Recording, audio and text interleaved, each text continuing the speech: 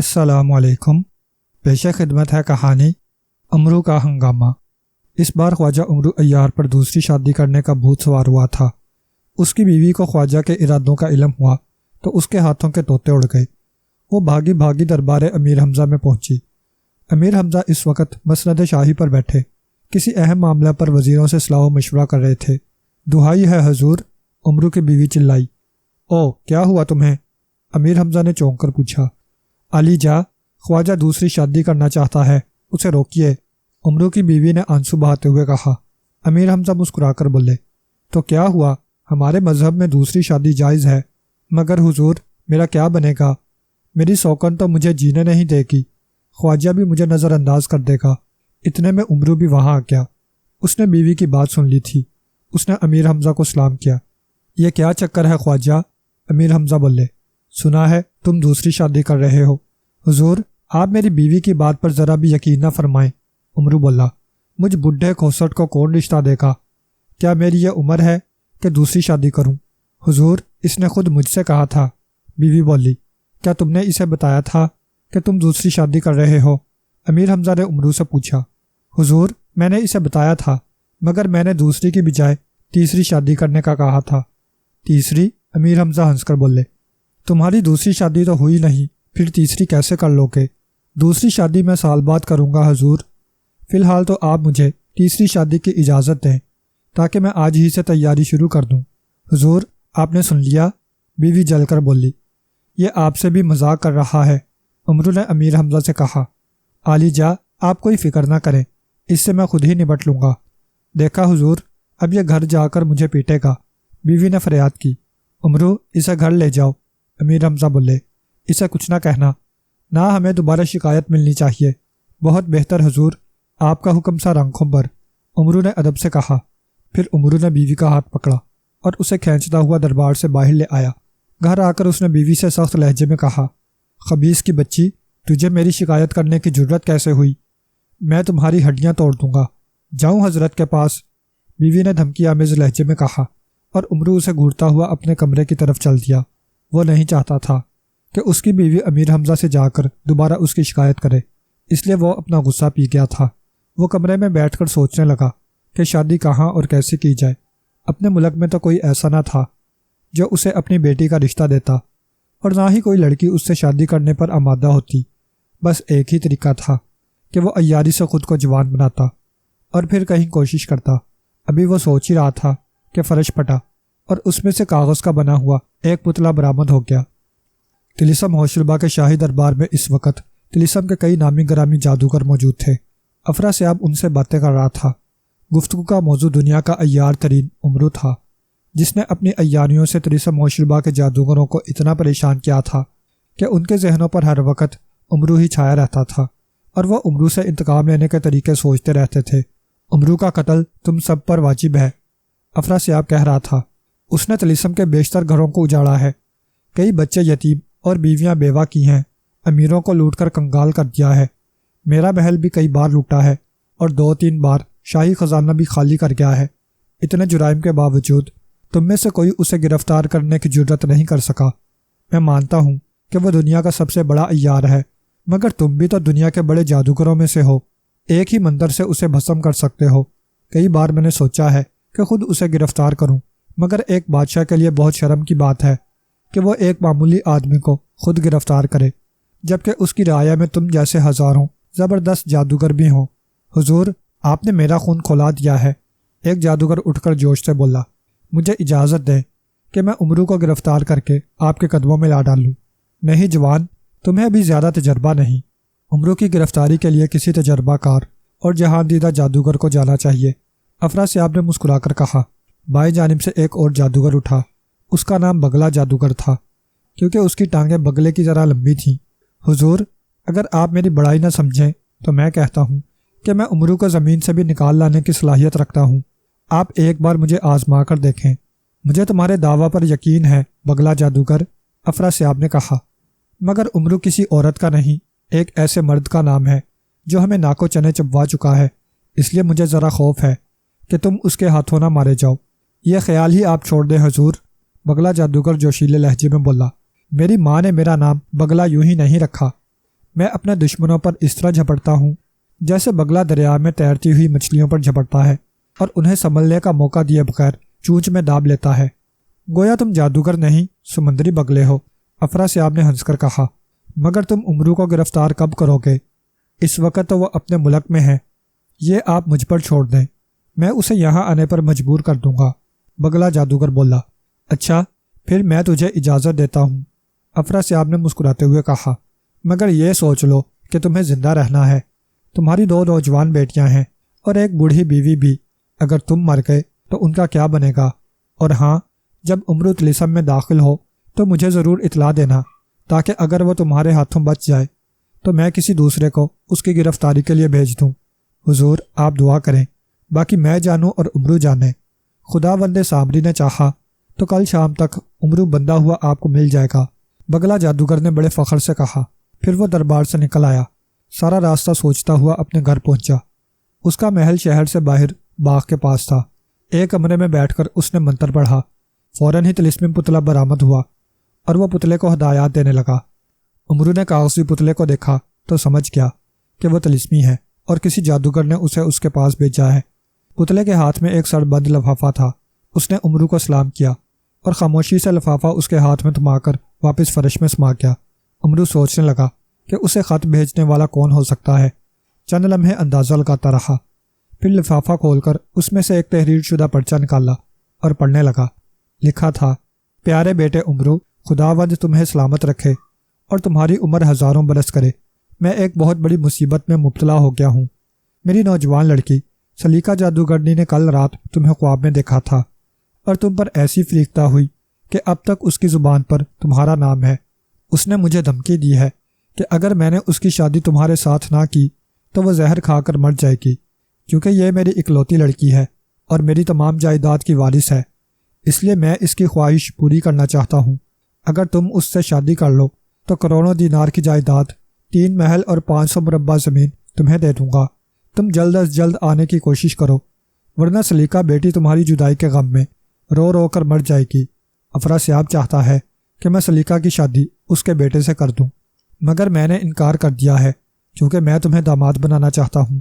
تم سرحد پر میرا خط محافظوں کو دکھلا دینا، وہ تمہیں کچھ نہیں کہیں گے اور تمہیں بڑی عزت سے میرے پاس پہنچائیں گے۔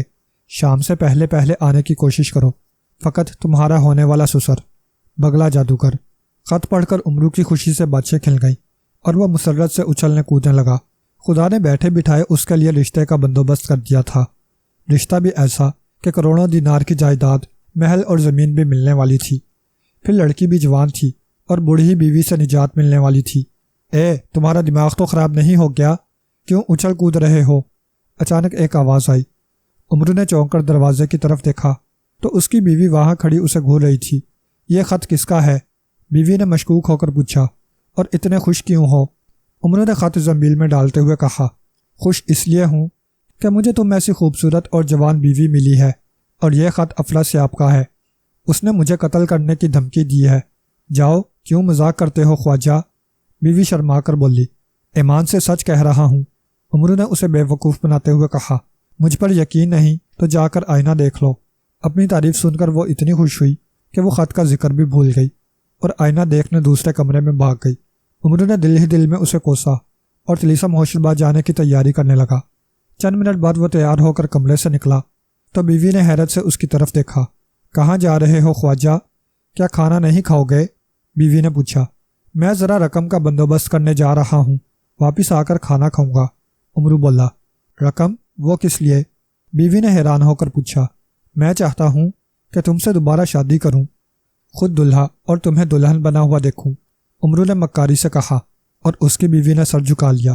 اسے کیا پتا تھا کہ امرو اسے چکر دے کر دوسری شادی کرنے طلسم ہوشربا جا رہا ہے۔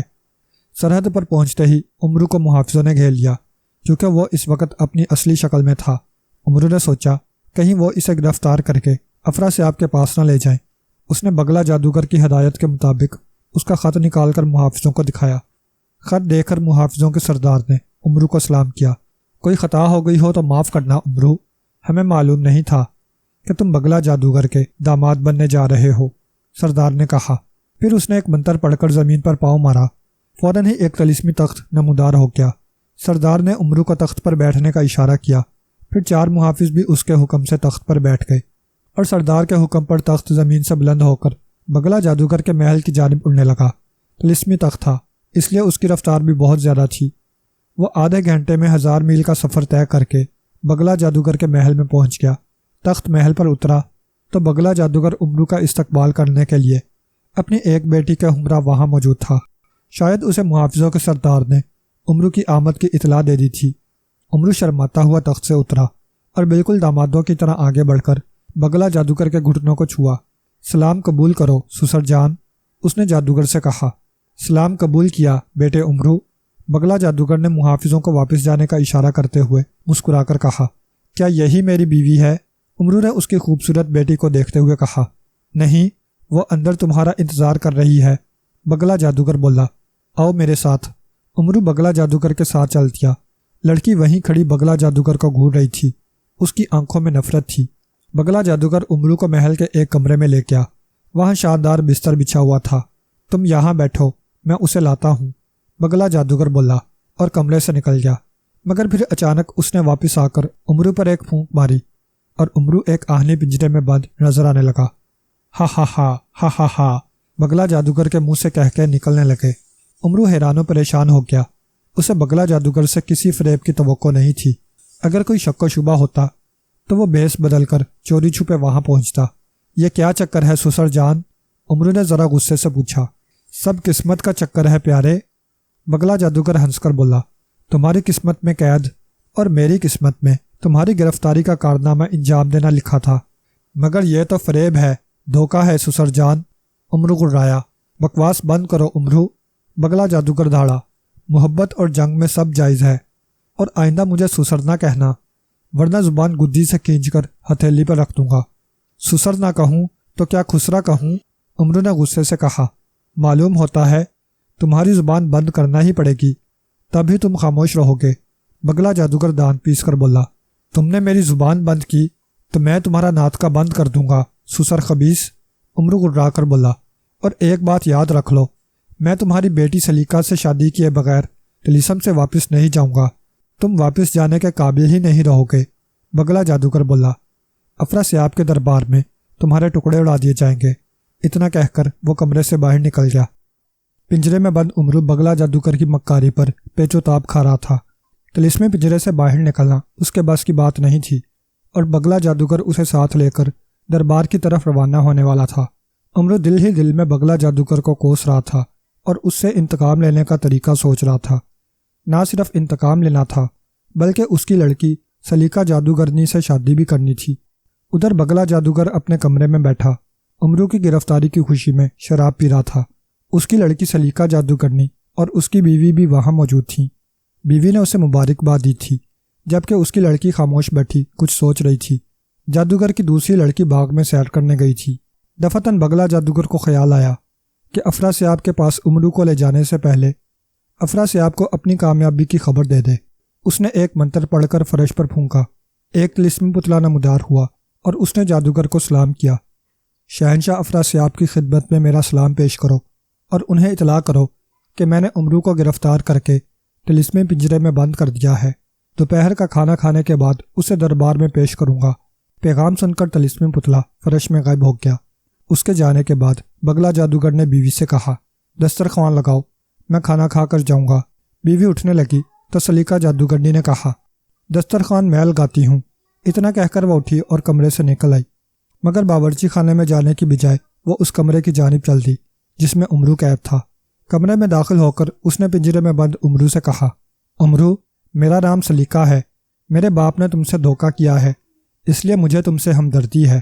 اگر تم چاہو تو میں تمہیں اس شرط پر آزاد کر سکتی ہوں کہ تم مجھ سے شادی کرو گے اور میرے ساتھ فوراً ہی اپنے ملک چلو گے۔ امرو کو حیرت ہوئی کہ سلیقہ جادوگرنی اپنے باپ کی مخالفت کر رہی ہے۔ بہرحال اس کے لیے یہ اچھا بلکہ سنہری موقع تھا کہ وہ آزاد ہو کر بگلا جادوگر کو اس کے کیے کی سزا دیتا۔ اس نے سلیقہ جادوگرنی سے کہا، میں تو تمہاری خاطر نہیں گیا تھا، ورنہ بگلا جیسے ہزاروں جادوگروں کو ناکوں چنے چبوا چکا ہوں۔ مجھے خوشی ہے کہ تم مجھ سے محبت کرتی ہو، میں تمہیں ساتھ لے جانے کے لیے بالکل تیار ہوں۔ امرو کی بات سن کر سلیقہ جادوگرنی مسکرائی اور ایک منتر پڑھنے لگی۔ منتر پڑھ کر اس نے پنجرے پر پھونکا اور پنجرہ غائب ہو گیا۔ امرو نے اس کا شکریہ ادا کیا۔ اب محل سے باہر کیسے نکلیں گے؟ کہیں تمہارا خبیث باپ ہمیں دیکھ نہ لے؟ امرو نے پوچھا۔ آؤ ہم چور دروازے سے نکل چلتے ہیں، سلیقہ جادوگرنی نے کہا۔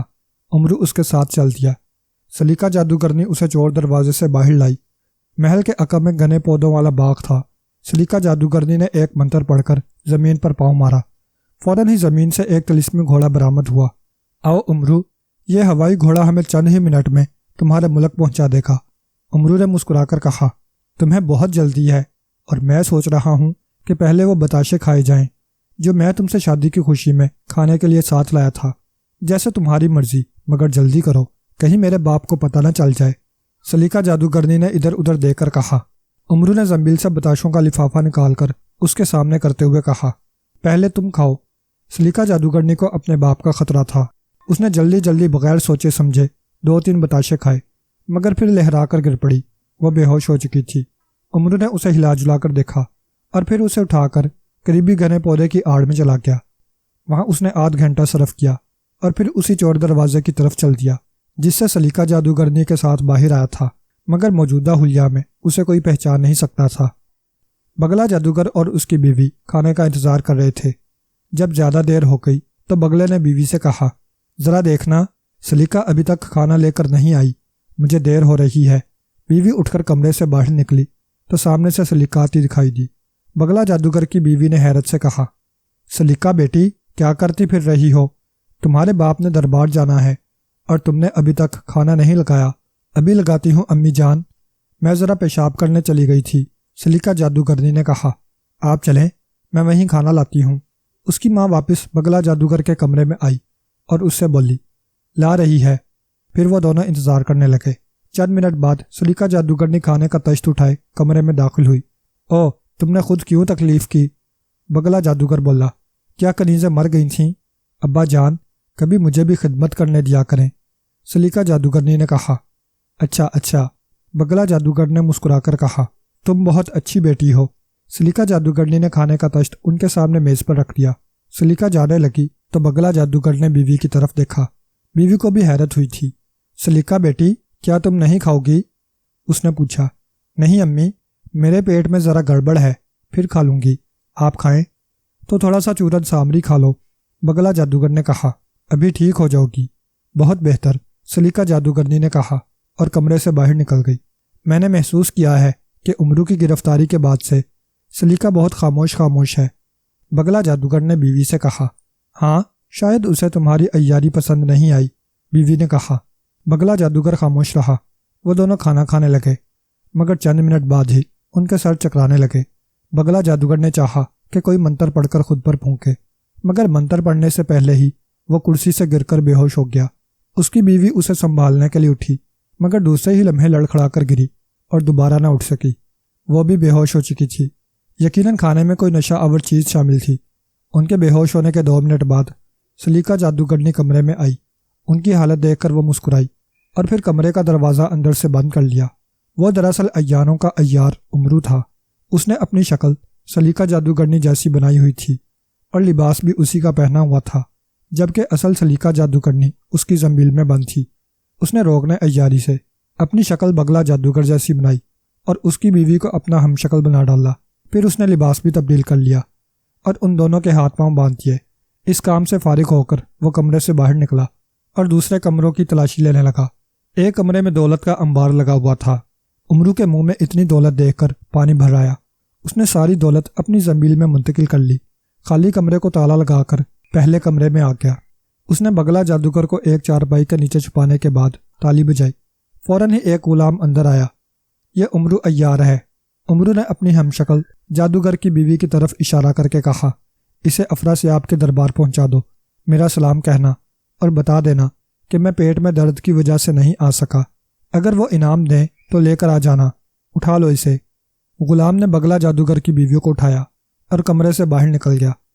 افراسیاب کے دربار میں بگلا جادوگر کا انتظار ہو رہا تھا۔ کچھ دیر پہلے ایک طلسمی پتلے نے آ کر افراسیاب کو بگلا جادوگر کی طرف سے اطلاع دی تھی کہ امرو کو گرفتار کر لیا گیا ہے اور وہ کھانا کھانے کے بعد اسے وہاں پیش کرے گا۔ تمام درباری خوش تھے کہ طلسم کا ازلی دشمن امرو عیار گرفتار ہو چکا ہے۔ وہ سب بگلا جادوگر کی بہادری کی تعریف کرنے لگے۔ اتنے میں بگلا جادوگر کا ایک غلام کسی کو اٹھائے دربار میں داخل ہوا۔ اس نے افراسیاب کو سلام کیا اور اٹھائے ہوئے فرد کو تخت کے آگے فرش پر ڈال دیا۔ وہ فرد امرو عیار تھا، بے ہوش معلوم ہوتا تھا اور اس کے ہاتھ پاؤں رسیوں سے بندھے ہوئے تھے۔ عالی جا، میرے آقا بگلا جادوگر نے سلام کیا ہے اور امرو عیار کو گرفتار کر کے آپ کے حضور بھیجا ہے، مگر وہ خود کیوں نہیں آیا؟ افراسیاب نے مسکراتے ہوئے پوچھا۔ حضور، ان کے پیٹ میں درد تھا جس کی وجہ سے وہ خود نہیں آئے، غلام بولا۔ انہوں نے مجھے ہدایت کی تھی کہ اگر آپ کوئی انعام دیں تو لیتا آؤں۔ ضرور ضرور، افراسیاب نے کہا۔ اس نے امرو کو گرفتار کر کے ایک عظیم کارنامہ انجام دیا ہے جو صدیوں تک بھلایا نہ جا سکے گا۔ ہم اس سے بہت خوش ہیں۔ اور پھر افراسیاب نے وزیر خزانہ سے کہا، اسے 5 لاکھ درہم انعام کے طور پر دے دو۔ وزیر خزانہ بولا، بہت بہتر عالی جا۔ پھر وہ امرو کو لانے والے غلام کے ساتھ دربار سے چلا گیا۔ اس کے جانے کے بعد افراسیاب نے فرش پر پڑے امرو کے بے ہوش جسم کی طرف دیکھ کر درباریوں سے کہا، دیکھو تمہارے سامنے امرو کتنی بے بسی سے پڑا ہے۔ یہ وہی امرو عیار ہے جس سے طلسم والے کانپتے تھے۔ یہ وہی دشمن ہے جس نے تم لوگوں کو کنگال کر دیا تھا۔ آج یہ اس حالت میں ہے کہ میری ایک انگلی اسے فنا کر سکتی ہے۔ اس وقت یہ کیڑے سے بھی حقیر ہے، جسے پاؤں کے نیچے کچل دیا جائے تو وہ احتجاج بھی نہیں کر سکتا۔ حضور، ایک وزیر اٹھ کر بولا، اب اس خبیث امرو کو قتل کرنے میں دیر نہیں کرنی چاہیے، کہیں یہ ہوش میں نہ آ جائے۔ ہوش میں آ بھی گیا تو میرے سامنے کچھ نہیں کر سکے گا۔ افراسیاب نے منہ بنا کر کہا، مجھے حیرت ہے کہ تم بندھے ہوئے امرو سے اتنے خوفزدہ ہو۔ اگر یہ آزاد ہوتا تو شاید ڈر کے مارے تمہارا پیشاب نکل جاتا۔ حضور، وہ وزیر شرمندہ ہو کر بولا، میں تو اس لیے کہہ رہا تھا کہ ہوش میں آنے کے بعد یہ کوئی چکر نہ چلا دے۔ آخر یہ امرو ہے، کوئی عام آدمی نہیں۔ ٹھیک ہے، اگر تمہاری یہی منشا ہے تو میں اسے قتل کرنے کا حکم دیتا ہوں۔ افراسیاب نے مسکرا کر کہا۔ پھر اس نے جلاد کو بلائے جانے کا حکم دیا۔ ایک سپاہی گیا اور جلاد کو بلا لایا۔ اس کے ہاتھ میں لمبے اور چوڑے پھل والا کلہاڑا نظر آ رہا تھا۔ کیا حکم ہے حضور؟ اس نے افراسیاب کو سلام کرنے کے بعد ادب سے پوچھا۔ اسے پہچانتے ہو جلاد؟ افراسیاب نے فرش پر پڑے امرو کی طرف اشارہ کرتے ہوئے پوچھا۔ بہت اچھی طرح حضور، یہ تو طلسم والوں کا بدترین دشمن امرو عیار ہے۔ جلاد جادوگر نے کہا، تمہیں اسی کو قتل کرنے کے لیے بلایا گیا ہے۔ افراسیاب بولا، بس ایک ہی ضرب میں اس کا سر تن سے جدا کر دو۔ جلاد جادوگر نے کلہاڑا بلند کیا اور امرو کی گردن پر رسید کر دیا۔ امرو کا سر گردن سے کٹ کر دور جا گرا اور اس کا جسم ماہی بے آب کی مانی تڑپنے لگا۔ اسی لمحے ایک کبوتر افراسیاب کے قدموں میں آ گرا۔ مارا مجھے جلاد جادوگر نے کہ میرا نام شبانہ جادوگرنی اور میرے خاوند کا نام بگلا جادوگر تھا، کبوتر کے منہ سے نکلا اور افراسیاب سمیت تمام درباری حیرت سے اچھل پڑے۔ امرو بگلا جادوگر کے روپ میں محل سے نکلا اور شہر جانے والے راستے پر چلنے لگا۔ محل سے 2 میل آگے جا کر وہ رکا اور غلام کی واپسی کا انتظار کرنے لگا جو نقلی امرو کو لے کر دربار گیا تھا۔ 15 منٹ بعد اس نے ایک گھوڑے پر سوار غلام کو آتے دیکھا۔ غلام نے اپنے پیچھے گھوڑے پر ایک بوری لاد رکھی تھی۔ امرو کو دیکھ کر غلام نے اس کے قریب گھوڑا روکا اور سلام کرتا ہوا نیچے اتر آیا۔ بوری میں کیا ہے؟ امرو نے بگلا جادوگر کی آواز میں پوچھا۔ اس میں انعام کے 5 لاکھ درہم ہیں حضور، غلام نے بتایا۔ افراسیاب آپ سے بہت خوش ہیں، امرو نے اس سے گھوڑے کی لگام لیتے ہوئے کہا۔ 5 لاکھ دینار کم ہیں، میں جا کر شہنشاہ سے خود بات کرتا ہوں، تم محل چلو۔ غلام پیدل ہی محل کی طرف چل دیا۔ امرو گھوڑے پر سوار ہو کر شہر کی جانب چل دیا، مگر چند قدم ہی چلنے کے بعد درختوں کے ایک جھنڈ میں گھوڑا روک لیا۔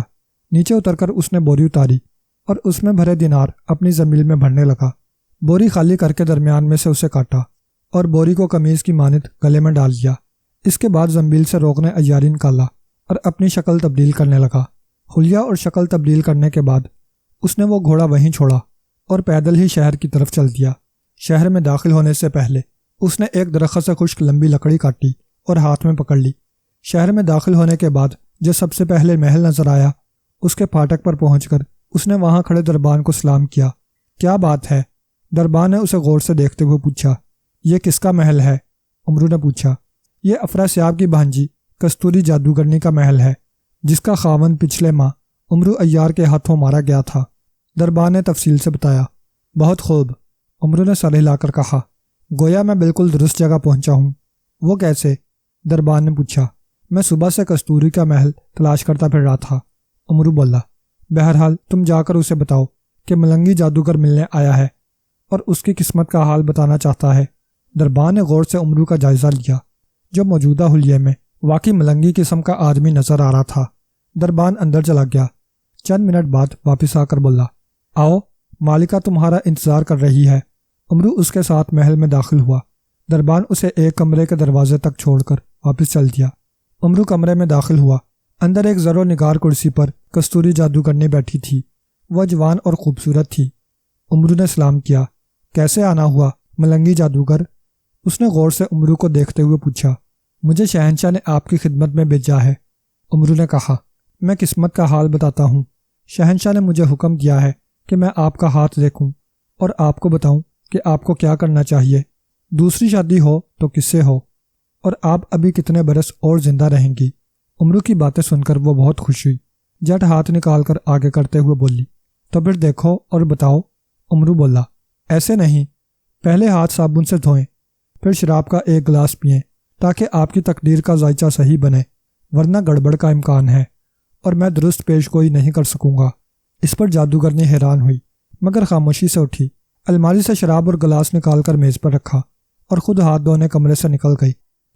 افراسیاب غصے سے لال پیلا ہو گیا کہ بگلا جادوگر نے اسے دھوکہ دیا اور اپنی بیوی کو امرو کا ہمشکل بنا کر اس سے انعام حاصل کر لیا۔ درباری بھی حیران تھے کہ بگلا جادوگر کو جرت کیسے ہوئی کہ وہ شہنشاہ کو فریب دے۔ جلاد جادوگر نے جسے امرو سمجھ کر ہلاک کر دیا تھا، وہ تو اصل میں بگلا جادوگر کی بیوی تھی۔ کوتوال، افراسیاب دھاڑا، جاؤ اس بدبخت بگلا جادوگر کو گرفتار کر کے لے آؤ، ہم اسے دھوکہ فریب کی بدترین سزا دیں گے۔ کوتوال جادوگر چند سپاہیوں کے ہمراہ فوراً رخصت ہو گیا۔ افراسیاب تخت سے اتر کر غصے کے عالم میں فرش پر ٹہلنے لگا۔ درباری خاموش بیٹھے سوچ رہے تھے کہ آج بگلا جادوگر کی خیر نہیں، افراسیاب اسے زندہ نہیں چھوڑے گا، کیونکہ اس نے طلیسم موشربہ کے شہنشاہ کو فریب دے کر انعام میں 5 لاکھ دینار اینٹ لیے تھے۔ تھوڑی دیر بعد کوتوال اور سپاہی واپس آ گئے۔ انہوں نے ایک چارپائی پر بگلا جادوگر کو اٹھا رکھا تھا، جو کہ بے ہوش اور بندھا ہوا تھا۔ اس کی حالت دیکھ کر افراسیاب چونکا۔ کیا تم نے اسے باندھا تھا؟ افراسیاب نے کوتوال سے پوچھا۔ نہیں حضور، یہ ہمیں اسی حالت میں اپنے کمرے کی ایک چارپائی کے نیچے پڑا ملا تھا۔ کوتوال نے ادب سے کہا، اسے ہوش میں لے آؤ۔ افراسیاب نے حکم دیا، رسیاں بھی کھول دو۔ اس کے حکم پر فوراً ہی بگلا جادوگر کو کھول کر ہوش میں لایا گیا۔ وہ خود کو دربار میں پا کر حیران و پریشان رہ گیا۔ پھر اس کی نگاہیں امرو کی ہمشکل لاش پر پڑی تو وہ چونک پڑا۔ بگلا، افراسیاب گڑرایا، تم نے ہم سے دھوکہ کیوں کیا؟ یہ آپ کیا فرما رہے ہیں حضور؟ وہ حیران ہوتا ہوا بولا، بکواس بند کرو۔ اگر تمہیں دولت چاہیے تھی تو تم ہم سے ویسے ہی مانگ لیتے، مگر اس فریب کی کیا ضرورت ہے؟ تم نے دولت کے لالچ میں اپنی بیوی کو مروا ڈالا۔ میں اب بھی نہیں سمجھا علی جا، بگلا جادوگر بولا۔ میں تو اپنے گھر میں کھانا کھاتے ہوئے بے ہوش ہو گیا تھا اور اس وقت امرو ایک پنجرے میں بند کمرے میں قید تھا، مگر اب یہاں امرو کی لاش نظر آ رہی ہے۔ افراسیاب غصیلے لہجے میں بولا، مگر عقل کے اندھے، یہ امرو نہیں، تمہاری بیوی کی لاش ہے۔ میری بیوی کی لاش؟ بگلا جادوگر ایک بار پھر چونکا اور فوراً ہی غمگین ہو کر بولا، مگر یہ کیسے ہوا؟ یہ تو میرے ساتھ کھانا کھا رہی تھی، شاید یہ بھی بے ہوش ہو گئی تھی۔ پھر اچانک اسے سلیقہ جادوگرنی کا خیال آیا۔ وہ افراسیاب سے بولا، حضور، مجھے یہ سب سلیقہ بیٹی کی شرارت معلوم ہوتی ہے۔ اس نے ہمیں نشہ آور کھانا کھلایا تھا۔ وہ امرو کی گرفتاری پر خوش نہیں تھی۔ شاید اس نے امرو کو بھی آزاد کر دیا ہو اور اس کے ساتھ مل کر یہ چکر چلایا ہو۔ آخر کیوں؟ افراسیاب غصے سے بولا، حضور، بیوی کی موت نے مجھے پریشان کر دیا ہے، بہتر ہے کہ آپ کتاب سامری دیکھ لیں۔ افراسیاب نے اسے گھورا، پھر تخت پر بیٹھ کر کتاب سامری کھولی اور پڑھنے لگا۔ لکھا تھا، سلیقہ جادوگرنی نے امرو کو آزاد کیا، پھر امرو نے اسے قید کیا اور اس کا ہمشکل بن کر بگلا جادوگر اور اس کی بیوی کو کھانے میں بے ہوشی کی دوا دے کر بے ہوش کر دیا تھا۔ اس نے محل بھی لوٹ لیا اور بگلا کی بیوی کو اپنا ہمشکل بنا کر ادھر بھیج دیا۔ وہ خود بگلا جادوگر کا ہمشکل بن کر اور غلام سے 5 لاکھ دینار لے کر شہر چلا آیا۔ اب وہ کستوری جادوگرنی کے محل میں موجود ہے۔ یہ حال پڑھ کر افراسیاب چونکا۔ اس نے درباریوں کو امرو کی عیاری کا حال سنایا تو وہ بھی یہ سن کر پریشان ہو گئے کہ امرو شہر پہنچ چکا ہے۔ اس کا مطلب صاف ظاہر تھا کہ اب وہ شہر میں ہنگامے کرے گا۔ کستوری جادوگرنی کے آنے سے پہلے ہی امرو نے شراب کے گلاس میں سفوف بے ہوشی ملا دیا۔ کستوری ہاتھ دھو کر کمرے میں آئی اور میز پر پڑے گلاس میں سفوف ڈال کر گٹاگٹ پی گئی۔ لو اب دیکھو میرا ہاتھ اور مجھے بتاؤ کہ میری شادی دوبارہ ہوگی یا نہیں، یا کس سے ہوگی؟ امرو نے اس کا ہاتھ دیکھنا شروع کر دیا۔ پھر اس نے کستوری کے چہرے کی طرف دیکھا۔ اس کی آنکھیں سرخ ہو رہی تھیں، گویا اسے نشہ ہوتا جا رہا ہو۔ تمہاری دوسری شادی ضرور ہوگی، مگر ہوگی امرو عیار سے۔ یہ کیا بکواس کر رہے ہو ملنگی جادوگر؟ کستوری جادوگرنی غرائی، اس کی زبان لڑکھڑا رہی تھی۔ میں سچ کہہ رہا ہوں کستوری جادوگرنی، امرو بھی جواباً غرایا۔ تمہارے ستارے زوال میں ہیں، یہ ممکن نہیں۔ کستوری جادوگرنی کے منہ سے بمشکل یہ الفاظ نکلے اور وہ بے ہوش ہو کر کرسی سے نیچے گر گئی۔ امرو نے جلدی سے اسے سنبھالا اور اس کمرے کا دروازہ اندر سے بند کر لیا۔ اس نے زنبیل سے روغن عیاری نکالا اور خود کو کستوری جادوگرنی کا ہم شکل بنانے لگا۔ حلیہ بدلنے کے بعد اس نے کستوری جادوگرنی کے ہاتھ پاؤں باندھے اور اس کی زبان میں سوئی پیوست کر کے کمرے سے باہر نکل آیا۔ چونکہ اب وہ خود کستوری جادوگرنی بنا ہوا تھا، اس لیے باہر موجود غلاموں اور کنیزوں نے اس پر ذرا بھی شک نہ کیا اور وہ اطمینان سے کمروں کی تلاشی لینے لگا۔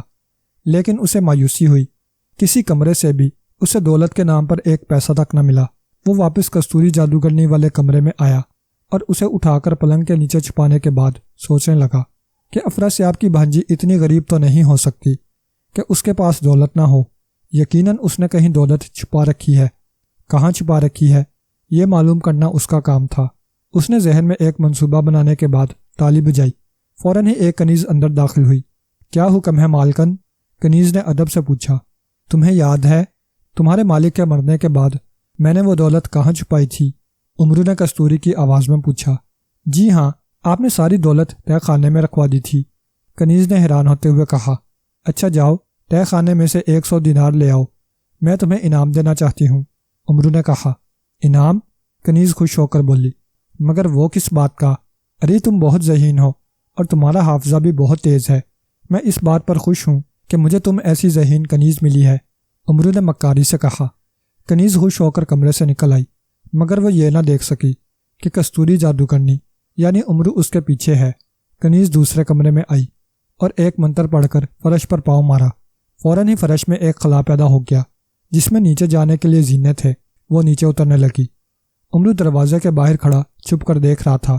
جب وہ تہہ خانے میں اتر گئی تو وہ آگے بڑھا اور خود بھی زینے اترنے لگا۔ کنیز نے قدموں کی آہٹ سنی تو مڑ کر دیکھا۔ اسی لمحے امرو نے زنبیل سے بے ہوشی کا گولا نکال کر اس کی ناک پر دے مارا۔ زنبیل بے ہوش ہو کر گر پڑی۔ امرو آگے بڑھا۔ تہہ خانے میں ایک ہی کمرہ تھا جو سونے چاندی اور زر و جواہر سے بھرا ہوا تھا۔ اتنی دولت دیکھ کر امرو خوشی سے پاگل ہو گیا۔ اس نے فوراً زنبیل کھولی اور دولت اس میں بھرنے لگا۔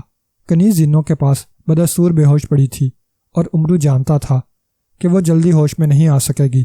امرو، خبیث کے بچے، میں آ گیا ہوں۔ دفتن تہہ خانے میں ایک دھاڑ بلند ہوئی اور امرو بے اختیار اچھل پڑا۔ بگلا جادوگر مجرموں کی طرح افراسیاب کے سامنے کھڑا تھا۔ افراسیاب اسے گھورتا ہوا بولا، کم بخت، اگر تم اسے قابو نہیں کر سکتے تھے تو اسے طلسم میں کیوں بلوایا تھا؟ اب وہ جب تک گرفتار نہ ہوگا طلسم والے پریشان رہیں گے، نہ جانے وہ میری بھانجی کستوری کے محل میں کیا کرنے گیا ہے۔ بگلا جادوگر آہستہ سے بولا، حضور، فی الحال تو صرف میرا ہی نقصان ہوا ہے۔ امرو نے محل بھی میرا لوٹا ہے اور بیوی بھی میری ہلاک ہوئی ہے، بلکہ میری بیٹی بھی گم ہے۔ پھر؟ افراسیاب نے چونک کر کہا، اب تم کیا چاہتے ہو؟ مجھے اجازت دیں کہ میں اس خبیث امرو کو آپ کی بھانجی کے محل سے گرفتار کر لاؤں۔ بگلا جادوگر بولا، امرو کی گرفتاری کے لیے کسی کو بھی میری اجازت کی ضرورت نہیں۔ امرو تم سب کا دشمن ہے، جاؤ اسے جلد از جلد گرفتار کر لو، کہیں وہ کستوری کو کوئی نقصان نہ پہنچا دے۔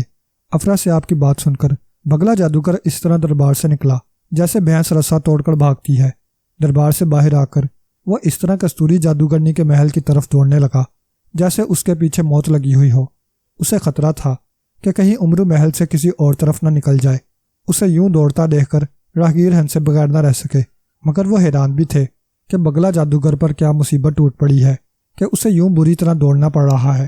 بگلا جادوگر دوڑتا ہوا کستوری جادوگرنی کے محل کے پھاٹک پر پہنچا تو دربار نے اسے روکا۔ ہٹ جاؤ، مجھے مت روکو، بگلا جادوگر غرایا۔ اندر امرو عیار ہے اور میں شہنشاہ کے حکم پر اسے گرفتار کرنے آیا ہوں۔ ہٹ جاؤ میرے سامنے سے، تمہارا دماغ درست نہیں ہے، دربان غرایا۔ اندر کوئی امرو شمرو نہیں ہے، صرف ملنگی جادوگر مالکن کی قسمت کا حال بتلا رہا ہے۔ ملنگی جادوگر؟ بگلا جادوگر چونک کر بولا۔ ممکن ہے وہی امرو ہو اور بھیس بدل کر آیا ہو۔ مجھے اندر جانے دو ورنہ تم پر افراسیاب کا قہر نازل ہو جائے گا۔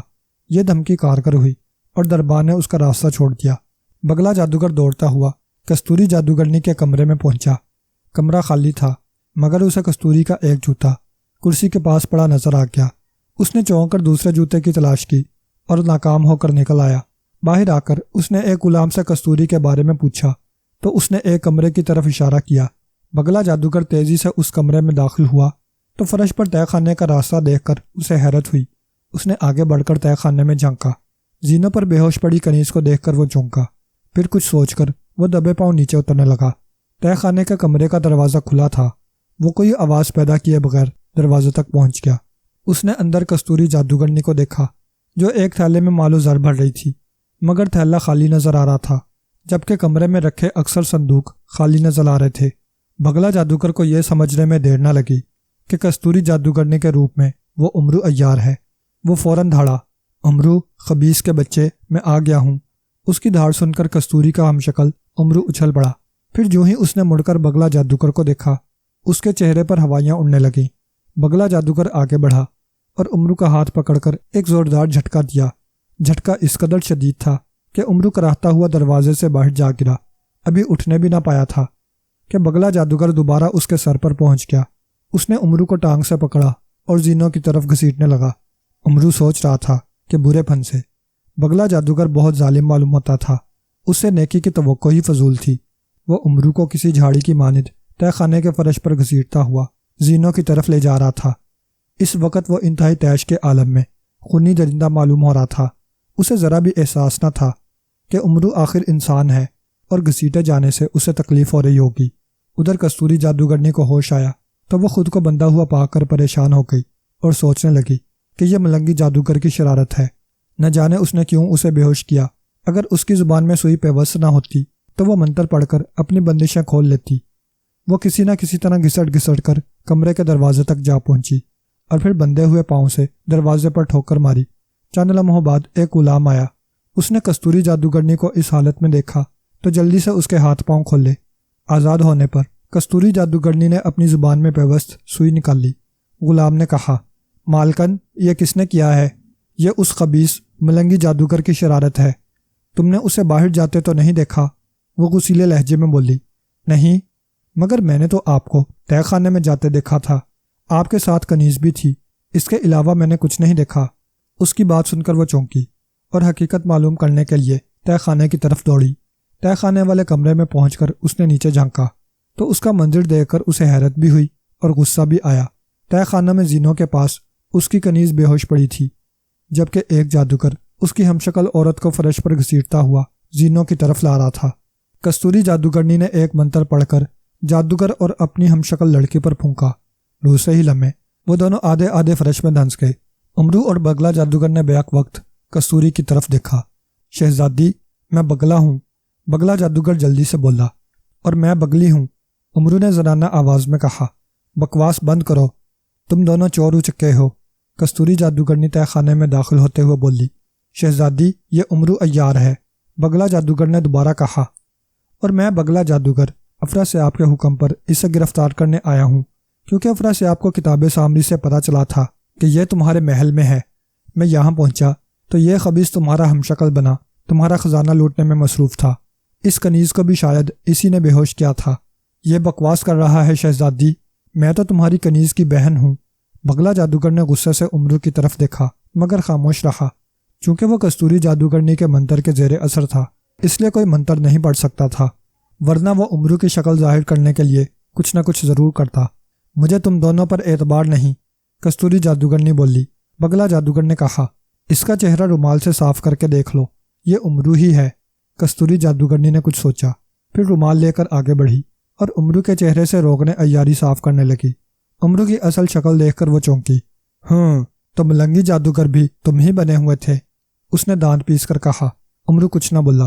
کستوری جادوگرنی نے بگلا جادوگر اور امرو سے اپنا جادو ختم کیا اور بگلا سے بولی، اس نامراد کو پکڑ کر لے جاؤ ماموں افراسیاب کے پاس۔ انہیں کہنا اس خبیث سے میری بے حرمتی کا پورا انتقام لیا جائے ورنہ میں خود اسے سزا دوں گی۔ بگلا جادوگر نے امرو کے ہاتھ پاؤں بندھے اور اسے کاندھے پر لاد کر تہہ خانے سے نکل گیا۔ بگلا جادوگر اسے اٹھائے محل سے باہر نکلا۔ وہ دل ہی دل میں بہت خوش تھا کہ امرو کو گرفتار کر کے افراسیاب کے پاس لے جا رہا ہے، جبکہ امرو سوچ رہا تھا کہ اس مصیبت سے کیسے چھٹکارا حاصل کیا جائے۔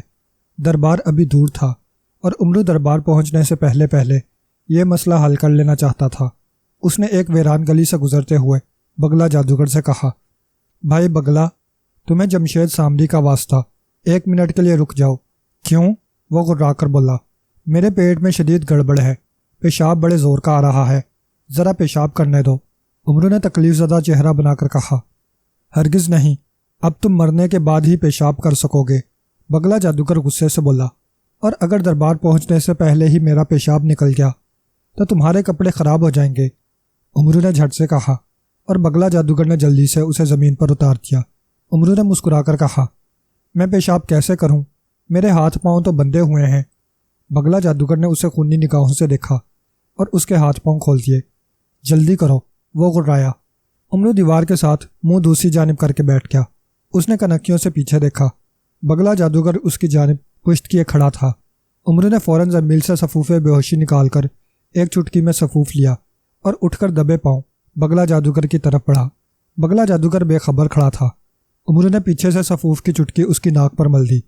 بگلا جادوگر مڑا اور امرو کو پکڑنا ہی چاہتا تھا کہ چکرا کر گرا اور بے ہوش ہو گیا۔ امرو نے خدا کا شکر ادا کیا کہ بگلا جادوگر سے جان چھٹی۔ اس نے ادھر ادھر دیکھا۔ قریب ہی ایک مکان کا دروازہ کھلا نظر آیا۔ امرو نے کھلے دروازے سے اندر جھانکا تو ایک نوجوان لڑکی دکھائی دی۔ امرو نے ایک لمحہ سوچا، پھر مکان میں داخل ہو گیا۔ لڑکی نے اس کی طرف دیکھا اور چونک پڑی۔ کون ہو تم؟ اس نے گھبرا کر پوچھا۔ شاید اس نے پہلے کبھی امرو کو نہیں دیکھا تھا۔ میں عمران جادوگر ہوں اور تمہارے باپ سے ملنے آیا ہوں۔ میرا باپ تو دربار گیا ہوا ہے۔ کیا تمہیں معلوم نہیں کہ وہ افراسیاب کا وزیر ہے؟ لڑکی نے بتایا، اچھی طرح جانتا ہوں اور میں اس سے دربار میں بھی ملنے گیا تھا۔ امرو نے کہا، اس نے مجھے گھر آنے کا کہا، چنانچہ میں یہاں آ گیا اور اب اس کا انتظار کروں گا۔ اچھا تو آؤ بیٹھو، کیا خدمت کروں تمہاری؟ لڑکی نے اٹھتے ہوئے کہا۔ امرو ایک کرسی پر بیٹھتا ہوا بولا، خدمت رہنے دو، اور یہ عطر فلفل دراز جو میں تمہارے باپ کے لیے یمن سے لایا ہوں۔ اس نے زنبیل سے ایک چھوٹی سی شیشی نکال کر لڑکی کے ہاتھ پر رکھ دی۔ لڑکی نے بڑے غور سے شیشی دیکھی۔ سونگھ کر دیکھو، بہت اچھی خوشبو ہے۔ امرو نے مسکرا کر کہا، کم از کم ہمارے ملک میں ایسی خوشبو کہیں نہیں ہے۔ لڑکی نے شیشی کھول کر ناک سے لگائی، مگر سونگتے ہی بے ہوش ہو کر گر پڑی، کیونکہ وہ عطر بے ہوشی تھا۔ ٹھیک اسی لمحے بیرونی دروازہ بغیر کسی آواز کے کھل گیا اور اس میں سے بگلا جادوگر اندر داخل ہو گیا۔ وہ اس وقت غیظ و غضب کا پتلا بنا ہوا تھا اور اس کی آنکھیں انگاروں کی مانند دہک رہی تھیں۔ امرو نے اسے دیکھا تو بوکھلا گیا۔ اس نے اٹھ کر بھاگنے کی کوشش کی، مگر دوسرے ہی لمحے بگلا جادوگر نے ایک منتر پڑھتے ہوئے اسے دھکا دیا اور امرو پشت کے بل جا گرا۔ ابھی وہ اٹھ ہی رہا تھا کہ بگلا جادوگر نے اپنا ہاتھ اس کی طرف دراز کیا اور اس کی انگلیوں سے کڑکڑاتی بجلی کی ایک لہر نکل کر امرو کے گرد نیچے سے اوپر تک گھومتی چلی گئی۔ دوسرے ہی لمحے امرو بجلی کی لہروں میں قید ہو چکا تھا۔ وہ بوکھلاہٹ میں دائیں بائیں ہٹتا تو بجلی کی لہریں اس کے جسم سے ٹکرا جاتی اور اسے اذیت ناک جھٹکے لگتے۔ مجبوراً وہ آرام سے اس جگہ کھڑا ہو گیا۔ بجلی کی جادوئی لہریں اسے گرفتار کر چکی تھیں اور ان کے حلقہ سے نکلنا امرو کے بس کا روک نہیں تھا۔ امرو ان بجلیوں سے بہت خوفزدہ نظر آ رہا تھا۔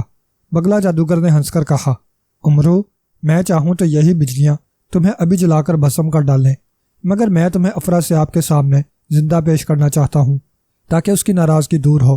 اچھا لے چلو، امرو نے ٹھنڈا سانس لے کر کہا، شاید قسمت میں یہی لکھا ہے۔ وہ بجلیاں جو طلسمی تھیں اس کے گرد بلبوں کی صورت میں مسلسل روشن تھیں۔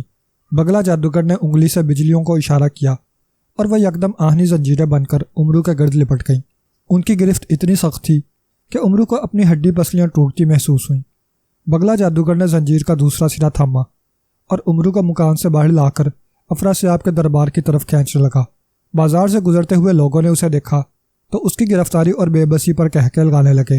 امرو کی گرفتاری کی خبر آن کی آن میں پورے شہر میں پھیل گئی اور دربار جانے والے راستے پر لوگ جمع ہونے لگے۔ امرو یہ دیکھ کر بوکھلا گیا کہ کسی کے ہاتھ میں گندے ٹماٹر تھے تو کسی کے ہاتھ میں گندے انڈے، کسی نے گلے سڑے کیلے اٹھا رکھے تھے اور کسی نے تربوز وغیرہ۔ امرو جانتا تھا کہ اس کا کیا انجام ہونے والا ہے، مگر وہ بے بس تھا۔ اس کے دونوں ہاتھ اور بازو زنجیروں میں بندھے ہوئے تھے۔ بھائی بگلے، خدا تمہاری بگلے جیسی ٹانگیں توڑ دے، مجھے اس راستے سے مت لے چلو۔ امرو نے بگلا جادوگر سے کہا۔ بکواس بند کرو مردود، بگلا جادوگر گھرایا۔ میں تمہیں پوری طرح بے عزت کرا کے دربار لے جاؤں گا، اور ان لوگوں سے کیوں گھبراتے ہو؟ یہ وہی تو ہیں جنہیں تم نے اجاڑا ہے۔ آج وہ تم سے انتقام نہیں لے رہے، وہ تمہارا انڈوں، ٹماٹروں اور گندے سڑے پھلوں سے استقبال کرنے آئے ہیں۔ مارے گئے، امرو نے دل ہی دل میں کہا، گویا آج خواجہ امرو کی عزت کا جنازہ نکل کر ہی رہے گا۔ پھر جو ہی بگلا جادوگر اسے کھینچتا ہوا دو رویہ کھڑے لوگوں کے درمیان پہنچا، انہوں نے امرو پر گندے انڈوں اور ٹماٹروں کی بارش کر دی۔ امرو بوکھلا کر چیخیں مارنے لگا، مگر لوگ کہکے لگاتے ہوئے اپنے کام میں مصروف رہے۔ ان کی زد سے نکل جانے پر امرو نے اطمینان کا سانس لیا، مگر اب اسے پہچاننا مشکل تھا۔ گندے انڈوں، ٹماٹروں اور مختلف قسم کے گلے سڑے پھلوں نے اس کا رنگ و روپ اور لباس تک بدل ڈالا تھا، اور موجودہ شکل میں وہ ایک ایسا آدمی نظر آ رہا تھا جو کوڑے کرکٹ کے ڈھیر سے نکلا ہو۔ کرواجیا نہ ذلیل بگلے، امرو نے بگلا جادوگر سے غصیلے لہجے میں کہا۔ بکواس بند کرو، وہ مڑ کر زنجیر کو جھٹکا دیتا ہوا بولا۔ ابھی تو تم نے دربار میں جا کر ذلیل ہونا ہے، مگر امرو فیصلہ کر چکا تھا کہ دربار پہنچنے سے پہلے ہی وہ کچھ کر گزرے گا۔ اس نے بگلا جادوگر سے کہا، مجھے شدید پیاس لگی ہے، پانی مل جائے تو میں 7 بار تمہارا شکریہ ادا کروں گا۔ کیا پہلے کی طرح کوئی چکر چلانا چاہتے ہو؟ بگلا جادوگر نے اسے گھورتے ہوئے پوچھا۔ اب میں طلسمی زنجیروں میں بندھا ہوا ہوں اور اس حالت میں کچھ نہیں کر سکتا، امرو نے بے بسی سے کہا۔ اچھا تم یہاں ٹھہرو، میں سامنے والے مکان سے پانی لاتا ہوں، بگلا جادوگر بولا، اور زنجیر چھوڑ کر مکان میں گھس گیا۔ امرو نے ادھر ادھر دیکھا، قریبی بھوسے کا ایک ڈھیر پڑا تھا۔ وہ تیزی سے آگے بڑھا اور بھوسے کے ڈھیر میں گھس کر چھپ گیا، مگر اتنی جگہ ضرور رکھی کہ باہر دیکھ سکے۔ چند لمحوں بعد اس نے بگلا جادوگر کو ایک سراہی اور گلاس لے کر مکان سے باہر آتے دیکھا۔ اس نے امرو کو غائب پایا تو سراہی اور گلاس کو زمین پر پھینکا، اور ادھر ادھر دیکھنے کے بعد واپس اس سمت دوڑ پڑا جدھر سے امرو کو لایا تھا۔ امرو کچھ دیر بعد بھوسے کے ڈھیر سے دوسری جانب سے نکلا اور گھوم کر اسی کھلے دروازے والے مکان میں گھس گیا جہاں سے بگلا جادوگر پانی لایا تھا۔ مکان کے صحن میں کوئی نہ تھا۔ سامنے 2 کمرے تھے، جن میں سے ایک کمرے کا دروازہ کھلا ہوا تھا۔ وہ کھلے دروازے کی طرف بڑھتا چلا گیا۔ افراسیاب کافی دیر سے بگلا جادوگر کا انتظار کر رہا تھا، جسے اس نے کستوری جادوگرنی کے محل سے امرو کو گرفتار کرنے کے لیے بھیجا تھا۔ جب آدھے گھنٹے سے زیادہ وقت ہو گیا تو اسے تشویش ہوئی۔ اس نے درباریوں سے کہا، بگلا جادوگر ابھی تک امرو کو گرفتار کر کے نہیں لوٹا، کسی مصیبت میں نہ پھنس گیا ہو۔ حضور، آپ ذرا کتاب سامری دیکھ لیں، وزیر اعظم نے مشورہ دیا۔ افراسیاب نے کتاب سامری کھولی، اس میں لکھا تھا، امرو بھوسے کے ڈھیر میں چھپا ہوا ہے اور بگلا جادوگر اسے تلاش کرتا پھر رہا ہے۔ یہ حالت ہے اس کوڑ مغز بگلے کی۔ افراسیاب دانت پیستا ہوا بولا، امرو بھوسے کے ڈھیر میں چھپا ہوا ہے اور وہ منتر سے اس کا کھوج لگانے کی بجائے ادھر ادھر تلاش کرتا پھر رہا ہے۔ پھر افراسیاب نے اپنے ایک درباری سے کہا، ناگ جادوگر، تم جاؤ اور امرو کو گرفتار کر کے لے آؤ، وہ دربار کے راستے میں بھوسے کے ڈھیر میں چھپا ہوا ہے۔ ناگ جادوگر اٹھا اور دربار سے نکل کر بھوسے کے ڈھیر کی جانب چل پڑا۔ بھوسے کے ڈھیر کے پاس پہنچ کر اس نے قدرے بلند آواز سے کہا، امرو، خیریت چاہتے ہو تو باہر نکل آؤ، مگر امرو بھوسے سے باہر نہ آیا۔ تب ناگ جادوگر نے ایک منتر پڑھا اور فوراً ہی سیاہ ناگ بن کر زمین پر ڈنگنے لگا۔ وہ بھوسے کے ڈھیر میں گھس گیا، مگر امرو وہاں ہوتا تو ملتا۔ وہ ناکام ہو کر باہر نکل آیا اور دوبارہ انسانی صورت میں آ گیا۔ اسے غصہ تھا کہ امرو اس کے پہنچنے سے پہلے فرار ہو گیا۔ اسی غصے میں اس نے کچھ منتر پڑھ کر بھوسے کے ڈھیر پر پھونک ماری اور اس میں آگ بھڑک اٹھی۔ آن کی آن میں سارے بھوسے نے آگ پکڑ لی اور دھڑا دھڑ جلنے لگا۔ ناگ جادوگر نے سوچا کہیں امرو اسے آتا دیکھ کر بھوسے سے نکل کر کسی مکان میں نہ چھپ گیا ہو۔ وہ آگے بڑھا اور قریبی مکان کے دروازے پر دستک دینے لگا۔ بگلا جادوگر امرو کو تلاش کرتا ہوا واپس کستوری جادوگرنی کے محل تک جا پہنچا۔ اس نے محل میں جا کر کستوری جادوگرنی سے پوچھا، شہزادی، امرو فرار ہو گیا ہے، وہ یہاں تو نہیں آیا؟ نہیں، مگر تم نے اسے فرار ہونے ہی کیوں دیا؟ کستوری جادوگرنی غصے سے بولی۔ بگلا جادوگر نے اسے امرو کی عیاری کا قصہ سنایا تو کستوری جادوگرنی نے ایک منتر پڑھ کر زمین پر پھونکا۔ فوراً ہی زمین سے طلسمی پتلا نمودار ہوا۔ امرو عیار کہاں ہے؟ کستوری جادوگرنی نے پتلے سے پوچھا۔ وہ تو بھوسے کے ڈھیر میں چھپا ہوا ہے، पुतले ने बताया और गायब हो गया। पुतले की बात सुनकर बगला जादूगर तेजी से मुड़ा और वापस भूसे के ढेर की जानिब चल पड़ा। वहां पहुंचा तो भूसा बुरी तरह जल रहा था। भूसे का कोई गोशा महफूज न था कि वह उसमें घुसकर उमरू को निकालता। शायद उमरू की किस्मत में जलकर ही मरना था। उसने अपने आप से कहा, अब चलकर अफरासियाब को इतला देनी चाहिए कि तिलिस्म का अजली दुश्मन उमरू खुद ब खुद हलाक हो गया है। वो दरबार की तरफ चल दिया। दरबार में दाखिल होकर उसने अफरासियाब को सलाम किया। आलीजा, आपको बहुत बहुत मुबारक हो। उमरू अय्यार को मैंने हलाक कर दिया है। वो फरार होकर भूसे के ढेर में जा छुपा था। मैंने ढेर को आग लगा दी और उमरू जलकर हलाक हो गया। बगला जादूगर ने कहा, चूंकि किताब सामरी से भी यही मालूम हुआ था कि उमरू भूसे के ढेर में छुपा हुआ था, इसलिए अफरासियाब ने मजीद किसी तहकीक के बगैर उसके बयान पर यकीन कर लिया और दरबार में खुशियां मनाई जाने लगीं। उमरू उस मकान के कमरे में दाखिल हुआ तो अंदर एक बुढ़िया बैठी खाना खा रही थी। उमरू को देखकर वो खौफजदा हो गई, क्योंकि उमरू इस वक्त किसी भूत से कम मालूम ना हो रहा था। अंडों और टमाटरों की बारिश ने उसका लिबास और मुंह गिला कर दिया था और भूसा उसके जिस्म पर शेरों के हिसाब से चिपका हुआ था, जिसकी बदौलत वो कोई जिन भूत दिखाई दे रहा था। उसने बुढ़िया को खौफजदा देखा तो फ़ायदा उठाने की कोशिश की। बुढ़िया, मैं परिस्तान का भूत हूँ, जल्दी बता तेरा नाम क्या है? उमरू ने खौफनाक लहजे में पूछा। मम, मेरा नाम खाला जादूगरनी है। बुढ़िया खौफजदा लहजे में बोली। मुझे भी तुम्हारी तलाश थी। उमरू बोला, मेरा जिस्म तलिस्मी जंजीरों से बंधा हुआ है, फ़ौरन जादू से इन्हें खोलो, फिर मैं बताऊंगा कि मैं तुम्हारे पास क्यों आया हूँ। खाला जादूगरनी ने एक मंत्र पढ़कर उस पर फूंका। फ़ौरन ही उमरू के बदन के गिर्द लिपटी हुई जंजीरें गायब हो गईं। उमरू ने जंबील से सफूफ निकाला और एक चुटकी भरकर बिजली की सी तेज़ी से खाला जादूगरनी के नथनों पर मल दिया। वो फ़ौरन बेहोश हो गई। उमरू ने बाहर जाकर मकान का दरवाज़ा अंदर से बंद किया और अपना जिस्म अच्छी तरह साफ करने के बाद खुद को खाला जादूगरनी का हमशक्ल बनाने लगा। रोग ने अय्यारी से शक्ल तब्दील करने के बाद उसने जनाना लिबास पहना ही था कि बैरूनी दरवाजे पर दस्तक हुई।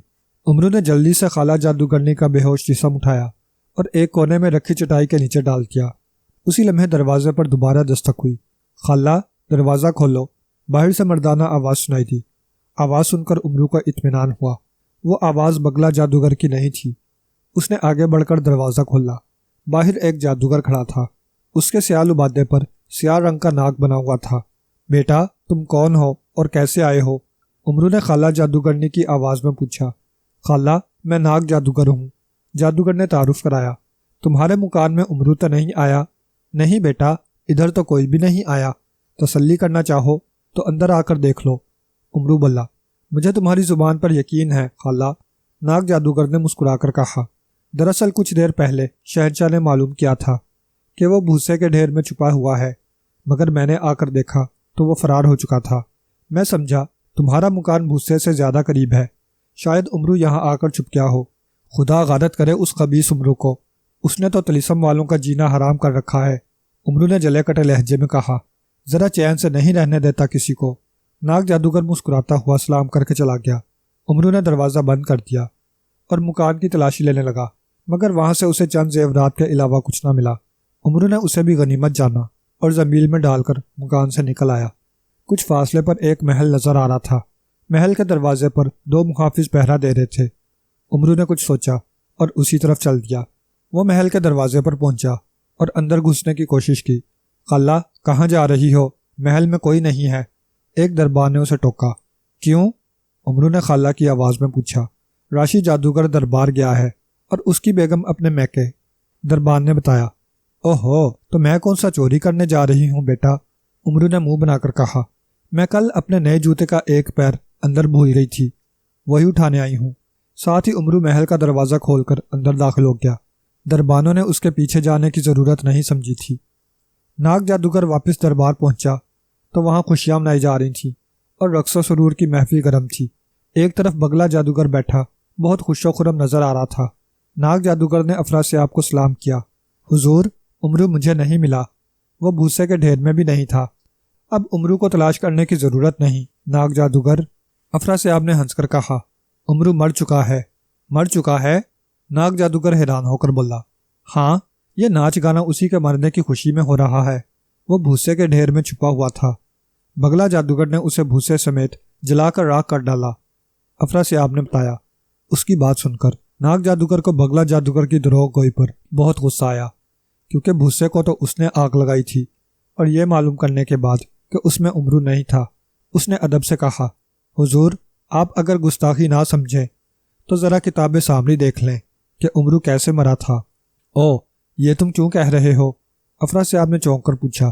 اس لیے کہ میں نے بھوسے کے ڈھیر کو اچھی طرح دیکھنے کے بعد خود آگ لگائی تھی، اس میں امرو نہیں تھا، ناگ جادوگر بولا۔ اس کی بات سن کر درباریوں کے ساتھ ساتھ بگلا جادوگر بھی چونکا۔ افراسیاب نے جلدی سے کتاب سامری کھولی اور اس میں حقیقت پڑھنے کے بعد بگلا جادوگر کو گھورنے لگا۔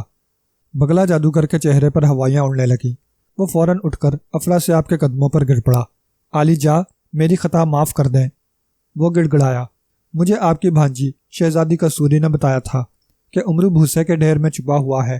میں وہاں پہنچا تو بھوسا جل رہا تھا، میں نے یہی سمجھا کہ امرو اس میں جل کر مر گیا ہوگا، مگر وہاں مجھے آگ لگانے والا کوئی نظر نہ آیا، اور میں نے آپ سے جھوٹ بولا کہ میں نے آگ لگا کر امرو کو ہلاک کیا ہے۔ خدا بند سامری کے واسطے مجھے معاف کر دیں۔ افراسیاب کو غصہ تو بہت آیا، مگر بگلا جادوگر نے اسے خدا بند سامری کا واسطہ دیا تھا، اس لیے وہ غصہ ضبط کرتا ہوا بولا، تمہاری سزا تو موت سے کم نہیں تھی بگلا جادوگر، مگر میں تمہیں معاف کرتا ہوں۔ جاؤ، دفع ہو جاؤ، اور آئندہ دربار میں قدم نہ رکھنا۔ جاؤ۔ اور بگلا جادوگر یوں اٹھ کر باہر بھاگا، جیسے مڑ کر دیکھا تو پتھر بن کر رہ جائے گا۔ اس کے جانے کے بعد افراسیاب نے ناگ جادوگر سے کہا، تم نے مجھے رایا کے سامنے شرمندہ ہونے سے بچا لیا ہے، میں تمہارا شکر گزار ہوں، مگر اب میں امرو کو گرفتار کرنے کی ذمہ داری تمہیں سونپتا ہوں۔ جاؤ، اسے پکڑ کر لے آؤ۔ بہت بہتر حضور۔ ناگ جادوگر اپنی تعریف پر خوش ہو کر بولا، میں آپ کو جلد ہی خوشخبری سناؤں گا، مگر ٹھہرو، میں تمہیں یہ تو بتا دوں کہ امرو کس حال میں ہے۔ افراسیاب نے کہا، پھر کتاب سامری کا مطالعہ کیا اور ناگ جادوگر سے کہا، وہ خالہ جادوگرنی کا ہمشکل بنا ہوا ہے، جاؤ جلدی سے اسے پکڑو، کہیں وہ فرار نہ ہو جائے۔ ناگ جادوگر جلدی سے روانہ ہوا۔ وہ سیدھا خالہ جادوگرنی کے مکان پر پہنچا۔ اندر کمرے میں خالہ جادوگرنی چٹائی کے نیچے بے ہوش پڑی تھی، اس لیے وہ باہر نکل آیا اور خالہ کے ہمشکل امرو کو تلاش کرنے لگا۔ اس نے ایک راہگیر سے پوچھا، تم نے خالہ جادوگرنی کو آتے جاتے تو نہیں دیکھا؟ چند منٹ ہوئے، وہ وزیر راشی جادوگر کے محل کی طرف جا رہی تھی، راہگیر نے بتایا، اور ناگ جادوگر تیز تیز قدموں سے راشی جادوگر کے محل کی طرف جانے لگا۔ راشی جادوگر کے محل میں چند کنیزیں اور غلام موجود تھے، مگر کسی نے امرو سے کلام نہ کیا۔ امرو نے ایک غلام کو اشارے سے قریب بلایا اور اسے ساتھ لے کر ایک خالی کمرے میں آ گئی۔ غلام حیران ہو رہا تھا۔ کیا بات ہے خالہ، تم مجھے یہاں کیوں لائی ہو؟ اس نے پوچھا۔ چپ رہ مردود، میں نے تیری شادی کا بندوبست کر لیا ہے، امرو نے اسے جھڑک کر کہا۔ او، وہ کیسے خالہ؟ غلام حیرت و خوشی سے بولا، ارے وہ افراسیاب کی بھانجی ہے نا، کستوری جادوگرنی، میں نے اسے تم سے شادی کرنے پر راضی کر لیا ہے، مگر وہ حق مہر میں 5 لاکھ دینار مانگتی ہے۔ 5 لاکھ؟ غلام آنکھیں پھاڑ کر بولا، میرے پاس تو 500 بھی مشکل سے ہوں گے۔ ارے تمہیں فکر کرنے کی بالکل ضرورت نہیں، آخر تمہاری یہ خالہ کب کام آئے گی؟ کچھ رقم میرے پاس ہے، کچھ حاصل کرنا پڑے گی۔ تم یوں کرو کہ راشی جادوگر کا وہ کمرہ مجھے دکھا دو جس میں خزانہ ہے، پھر تم باہر رک کر خیال رکھنا، اور میں تمہاری شادی کے بندوبست کے لیے رقم حاصل کروں گی۔ آؤ جلدی کرو۔ غلام کو سوچنے کا موقع بھی نہ مل سکا۔ اس نے امرو کو بائیں سمت چلتے دے کر کہا، مگر خزانہ تو اس طرف ہے۔ امرو دوسری سمت پلٹتا ہوا بولا، تم ضرور مرواؤ گے، کیا نام ہے تمہارا؟ بلا جادوگر۔ غلام نے اپنا نام بتایا۔ وہ خوش تھا کہ افراسیاب کی مالدار بھانجی سے اس کی شادی ہونے والی ہے۔ اس نے 8ویں کمرے کے دروازے پر رک کر کہا، اس کمرے میں خزانہ ہے، ارے تو جلدی کرو، یہ کفل کھولو۔ امرو نے بھاری کفل کو چھوتے ہوئے تیز لہجے میں کہا، مگر میرے پاس چابی نہیں ہے خالہ، بلا جادوگر نے کہا۔ امرو دانت پیس کر بولا، تیرا ستیہ ناز ہو، آخر تو جادوگر کس بات کا ہے اور تیرا جادو کب کام آئے گا؟ بلا جادوگر مسکرایا اور پھر ایک منتر پڑھ کر کفل پر پھونکا، فوراً ہی کفل کھل گیا۔ امرو نے مسکرا کر کہا، تم بھی اندر آ جاؤ، کہیں کوئی باہر کھڑے دیکھ کر شک نہ کر بیٹھے۔ بلا جادوگر اس کے ساتھ اندر داخل ہوا۔ اندر سونے چاندی اور ہیرے جواہرات کے ڈھیر لگے ہوئے تھے۔ امرو نے دروازہ اندر سے بند کرتے ہوئے مڑ کر دیکھا تو بلا جادوگر ہوش بھری نگاہوں سے سونا چاندی دیکھ رہا تھا۔ امرو نے اس کی غفلت سے فائدہ اٹھایا اور صفوف بے ہوشی کی چٹکی بھر کر اس کی ناک پر مل دیا۔ وہ فوراً بے ہوش ہو کر گر پڑا۔ امرو نے فوراً اسے روکنے عیاری سے اپنا ہمشکل بنایا اور اٹھا کر کمرے سے باہر لٹا دیا۔ پھر کمرے میں آ کر اس نے دروازہ بند کیا اور پھر مال و زر زنبیل میں بھرنے لگا۔ تمام خزانہ زنبیل میں منتقل کرنے کے بعد وہ باہر نکلا تو اس کا ہم شکل بلّا جادوگر غائب تھا۔ یقیناً کوئی اسے امرو سمجھ کر لے گیا تھا۔ امرو چھپتا چھپاتا محل کے عقبی دروازے سے نکلا اور ایک سمت چل دیا۔ اب وہ جلد از جلد واپس جانا چاہتا تھا۔ جلد ہی وہ آبادی سے نکل کر ایک باغ میں جا پہنچا۔ وہاں اسے خیال آیا کہ سلیقہ جادوگرنی کے ذریعے طلسمی تخت منگوا کر اس پر سفر کرنا چاہیے۔ اس نے زنبیل سے بے ہوش سلیقہ جادوگرنی کو نکالا اور اسے ہوش میں لے آیا۔ وہ اٹھ کر حیرت سے ادھر ادھر دیکھنے لگی۔ میں کہاں ہوں اور تم کون ہو؟ اس نے پوچھا۔ سلیقہ، تمہارے باپ نے تمہیں جادو کے ذریعے بے ہوش کیا تھا کیونکہ اس نے تمہیں میرے ساتھ بھاگتے دیکھ لیا تھا، مگر اب وہ یہاں نہیں ہے۔ تم جلدی سے طلسمی تخت منگواؤ تاکہ ہم دونوں اپنے ملک پہنچ کر شادی کر سکیں۔ میں امرو ہوں مگر تمہارے باپ کے خوف سے شکل بدل رکھی ہے۔ امرو کی بات سن کر سلیقہ جادوگرنی نے اطمینان کا سانس لیا اور ایک منتر پڑھ کر زمین پر پھونکا۔ فوراً ہی ایک طلسمی تخت نمودار ہوا اور دونوں اس پر بیٹھ گئے۔ سلیقہ کے حکم پر تخت فضا میں بلند ہو کر ایک سمت اڑنے لگا، مگر ایک فرلانگ کا فاصلہ ہی طے کیا ہوگا کہ اچانک فضا میں 4 خوفناک سیاہ ناگ نمودار ہو کر ان کی طرف لپکے۔ ناگ جادوگر نے محل کے باہر موجود ایک دربان سے خالہ جادوگرنی کے بارے میں پوچھا تو اس نے بتایا کہ وہ اندر اپنا جوتا اٹھانے گئی ہے۔ وہ اصل میں امرو عیار ہے اور میں افراسیاب کے حکم پر اسے گرفتار کرنے آیا ہوں۔ ناگ جادوگر نے دربان کو بتایا اور محل میں داخل ہو کر امرو کو تلاش کرنے لگا۔ ایک کمرے کے باہر اسے امرو بے ہوش پڑا مل گیا۔ وہ حیران ہوا کہ امرو کو کس نے بے ہوش کیا ہے۔ بہرحال اس نے امرو کے ہاتھ پاؤں باندھ کر اسے اٹھایا اور محل سے نکل کر دربار کی طرف چل دیا۔ دربار کے قریب پہنچا ہی تھا کہ دربار سے ایک آدمی نکل کر اس کی طرف آتا نظر آیا۔ شہنشاہ کو ابھی ابھی کتاب سامری سے معلوم ہوا ہے کہ جسے تم اٹھائے آ رہے ہو وہ امرو نہیں بلّا جادوگر ہے، اور امرو راشی جادوگر کا محل لوٹ کر شہر سے باہر جا رہا ہے۔ جلد از جلد اسے پکڑ لو، اس آدمی نے ناگ جادوگر سے کہا۔ ناگ جادوگر نے فوراً امرو کے ہم شکل کو زمین پر پھینکا اور ایک منتر پڑھ کر فضا میں پھونک ماری۔ فوراً ہی ہوا میں اڑتے ہوئے 4 سیاہ ناگ نمودار ہوئے۔ امرو جہاں بھی ہو اسے گرفتار کر لو، میں ابھی آ رہا ہوں، ناگ جادوگر نے ناگوں سے کہا۔ ناگ فوراً غائب ہو گئے۔ ناگ جادوگر نے ایک اور منتر پڑھ کر طلسمی گھوڑا طلب کیا اور اس پر سوار ہو گیا۔ گھوڑا فضا میں بلند ہوا اور شہر سے باہر کی جانب اڑنے لگا۔ ناگ جادوگر شہر سے باہر ایک باغ کے قریب پہنچا ہی تھا کہ اس نے ایک طلسمی تخت پر بلّا جادوگر کے ہم شکل اور سلیقہ جادوگرنی کو بیٹھے دیکھا۔ چاروں ناگ تخت کے گرد لپٹ رہے تھے۔ انہیں تخت کے چاروں پایوں کو جکڑا ہوا تھا اور تخت اپنی جگہ ساکت تھا۔ سلیقہ، امرو نے سلیقہ جادوگرنی سے کہا، ان ناگوں سے پیچھا چھڑاؤ، ناگ جادوگر ہمیں گرفتار کرنے پہنچ چکا ہے۔ سلیقہ جادوگرنی نے بھی ناگ جادوگر کو دیکھ لیا تھا۔ اس نے فوراً ہی ایک منتر پڑھ کر ناگوں پر پھونکا اور وہ راکھ بن کر ہوا میں اڑنے لگے۔ خبردار امرو، تم بچ کر نہیں جا سکتے، ناگ جادوگر ان کے قریب پہنچتا ہوا گھبرایا۔ سلیقہ نے غصے سے اس کی طرف دیکھ کر کہا، تم کون ہوتے ہو امرو کو روکنے والے؟ جانتے نہیں یہ میرا خاوند ہے؟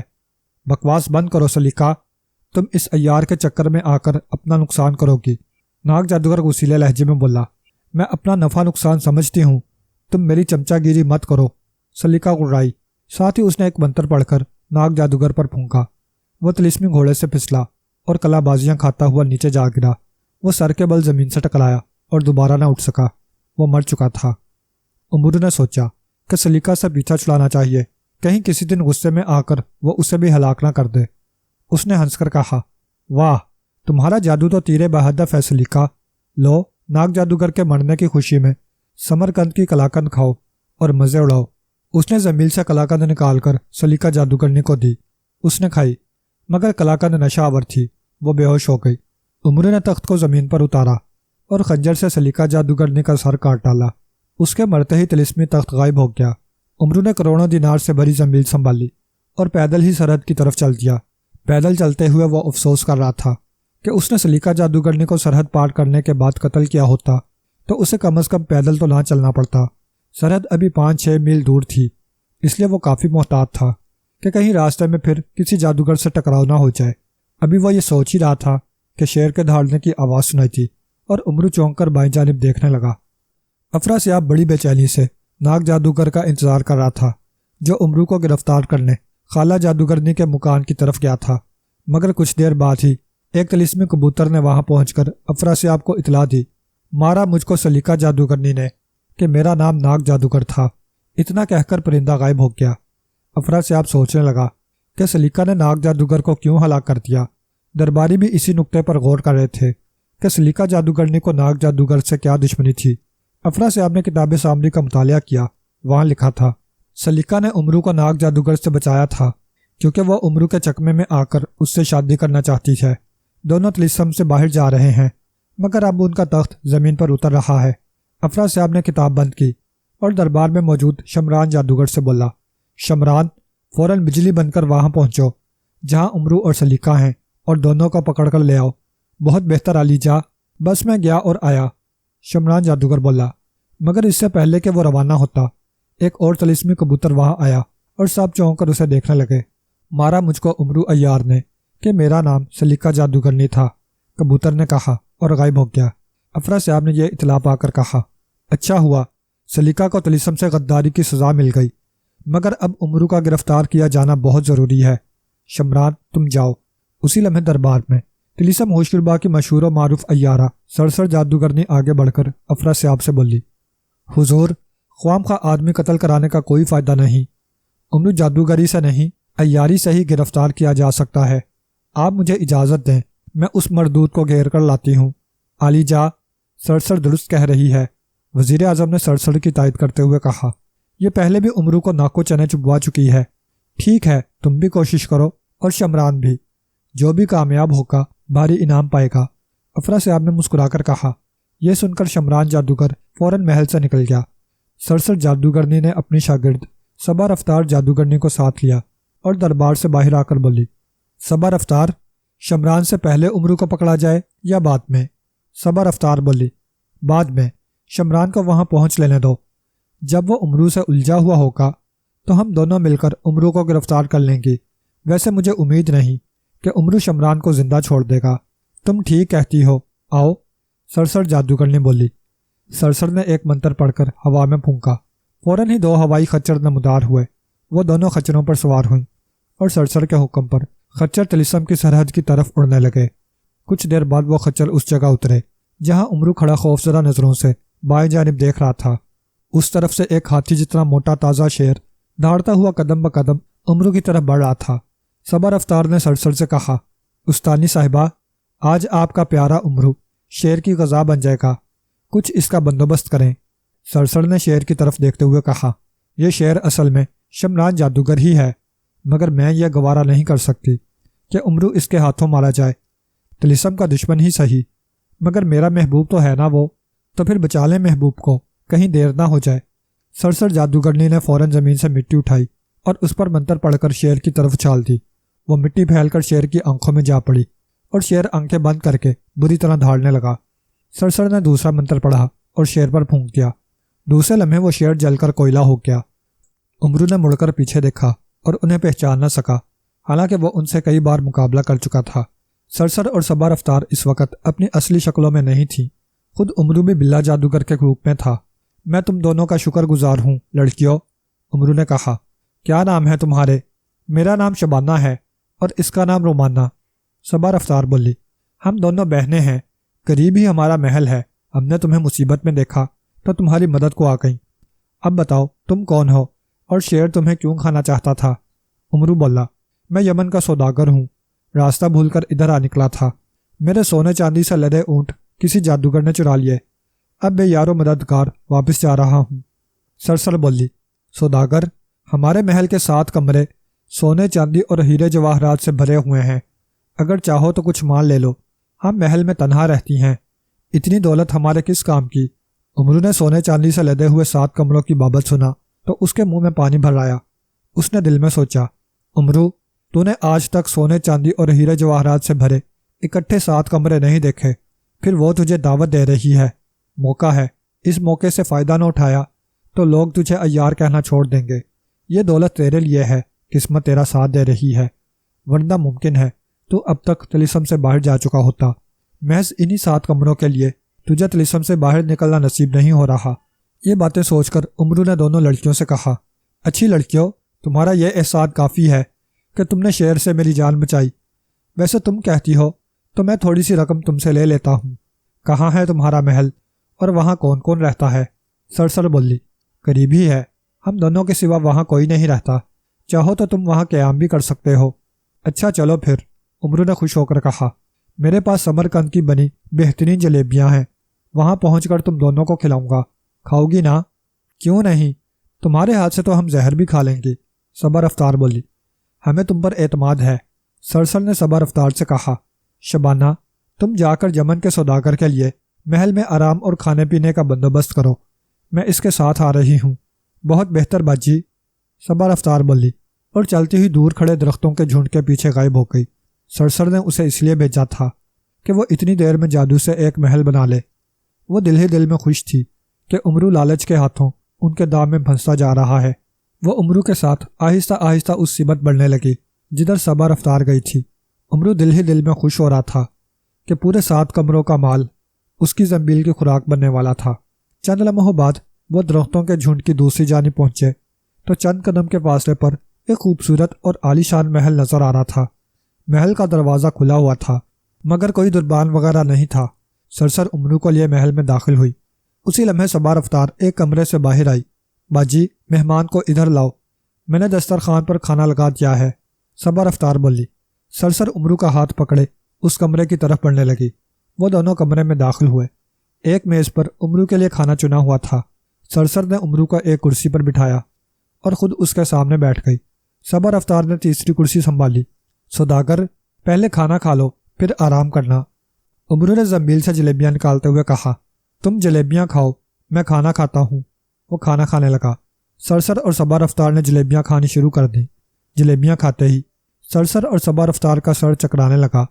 امرو انہیں غور سے دیکھتا ہوا کھانا کھا رہا تھا، پھر اس کا بھی سر چکرانے لگا اور اسے ایک کے دو نظر آنے لگے، مگر بے ہوش ہونے سے قبل اس نے سرسر اور صبا رفتار کو بے ہوش ہو کر گرتے دیکھا اور وہ مطمئن تھا کہ اس کے ساتھ دھوکہ ہوا ہے تو وہ دونوں بھی دھوکہ کھا گئی ہیں۔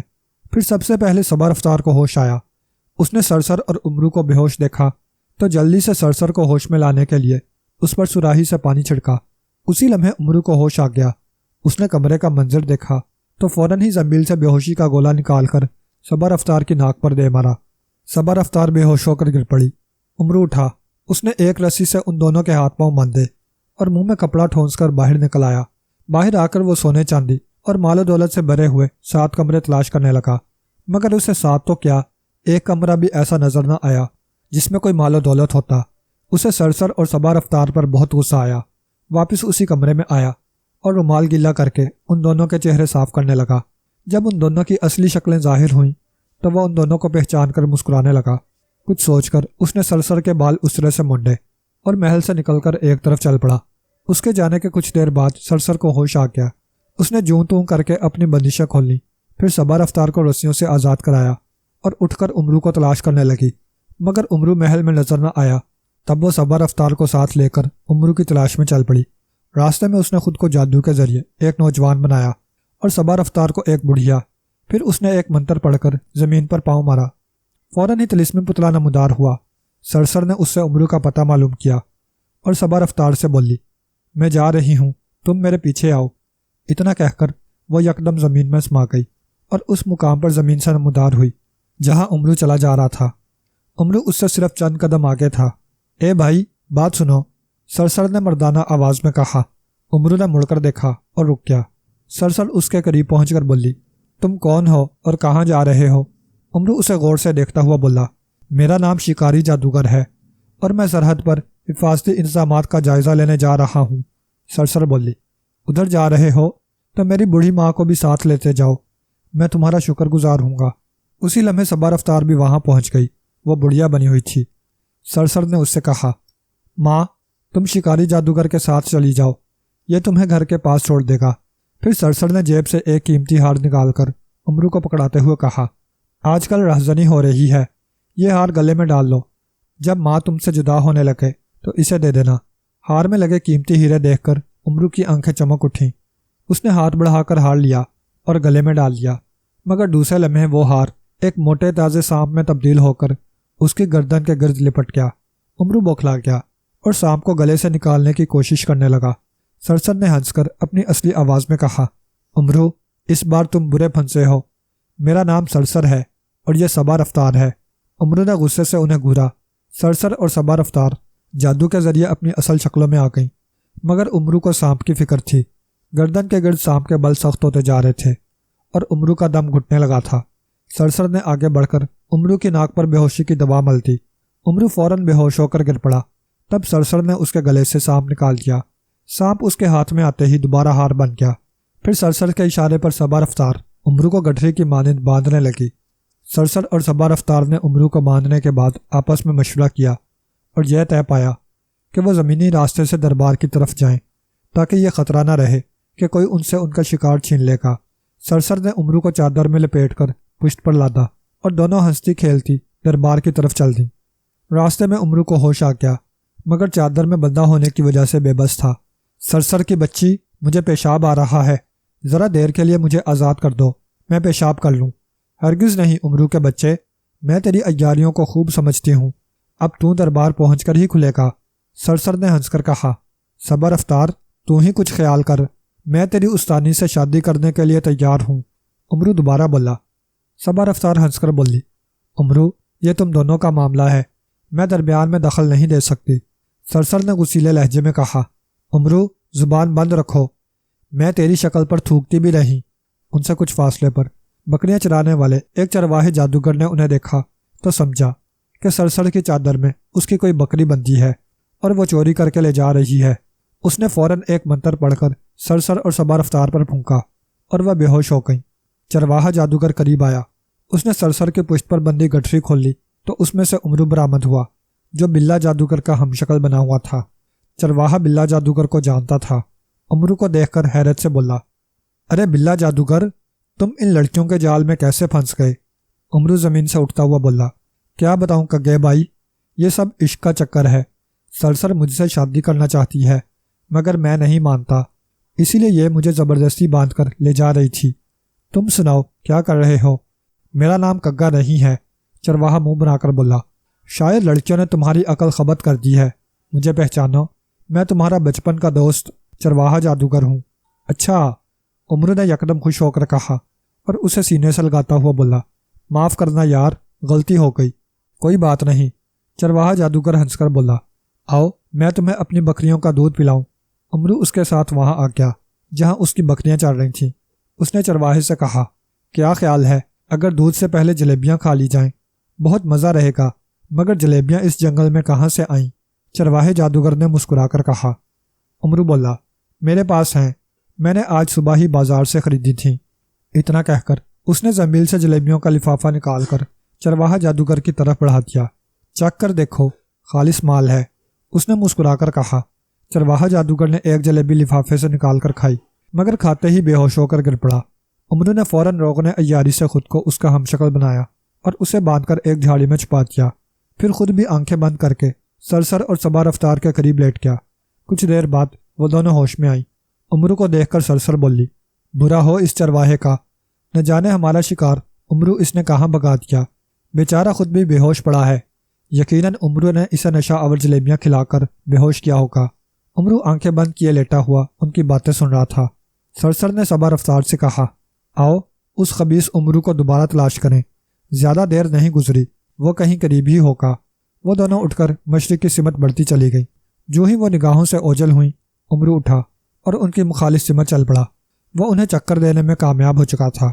جب تک وہ اس حقیقت سے باخبر ہوتی، اتنی دیر میں عمرو نے طلسم کی سرحد پر پہنچ جانا تھا۔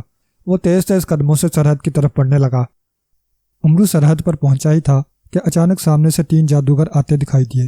عمرو نہ گھبرایا کیونکہ وہ چرواہے جادوگر کا ہم شکل بنا ہوا تھا۔ وہ تینوں اس کے قریب پہنچے۔ ان میں سے گنجے سار والے جادوگر نے عمرو کے منہ پر تھپڑ رسید کرتے ہوئے کہا، چرواہے، آج ہم تمہیں زندہ نہیں چھوڑیں گے۔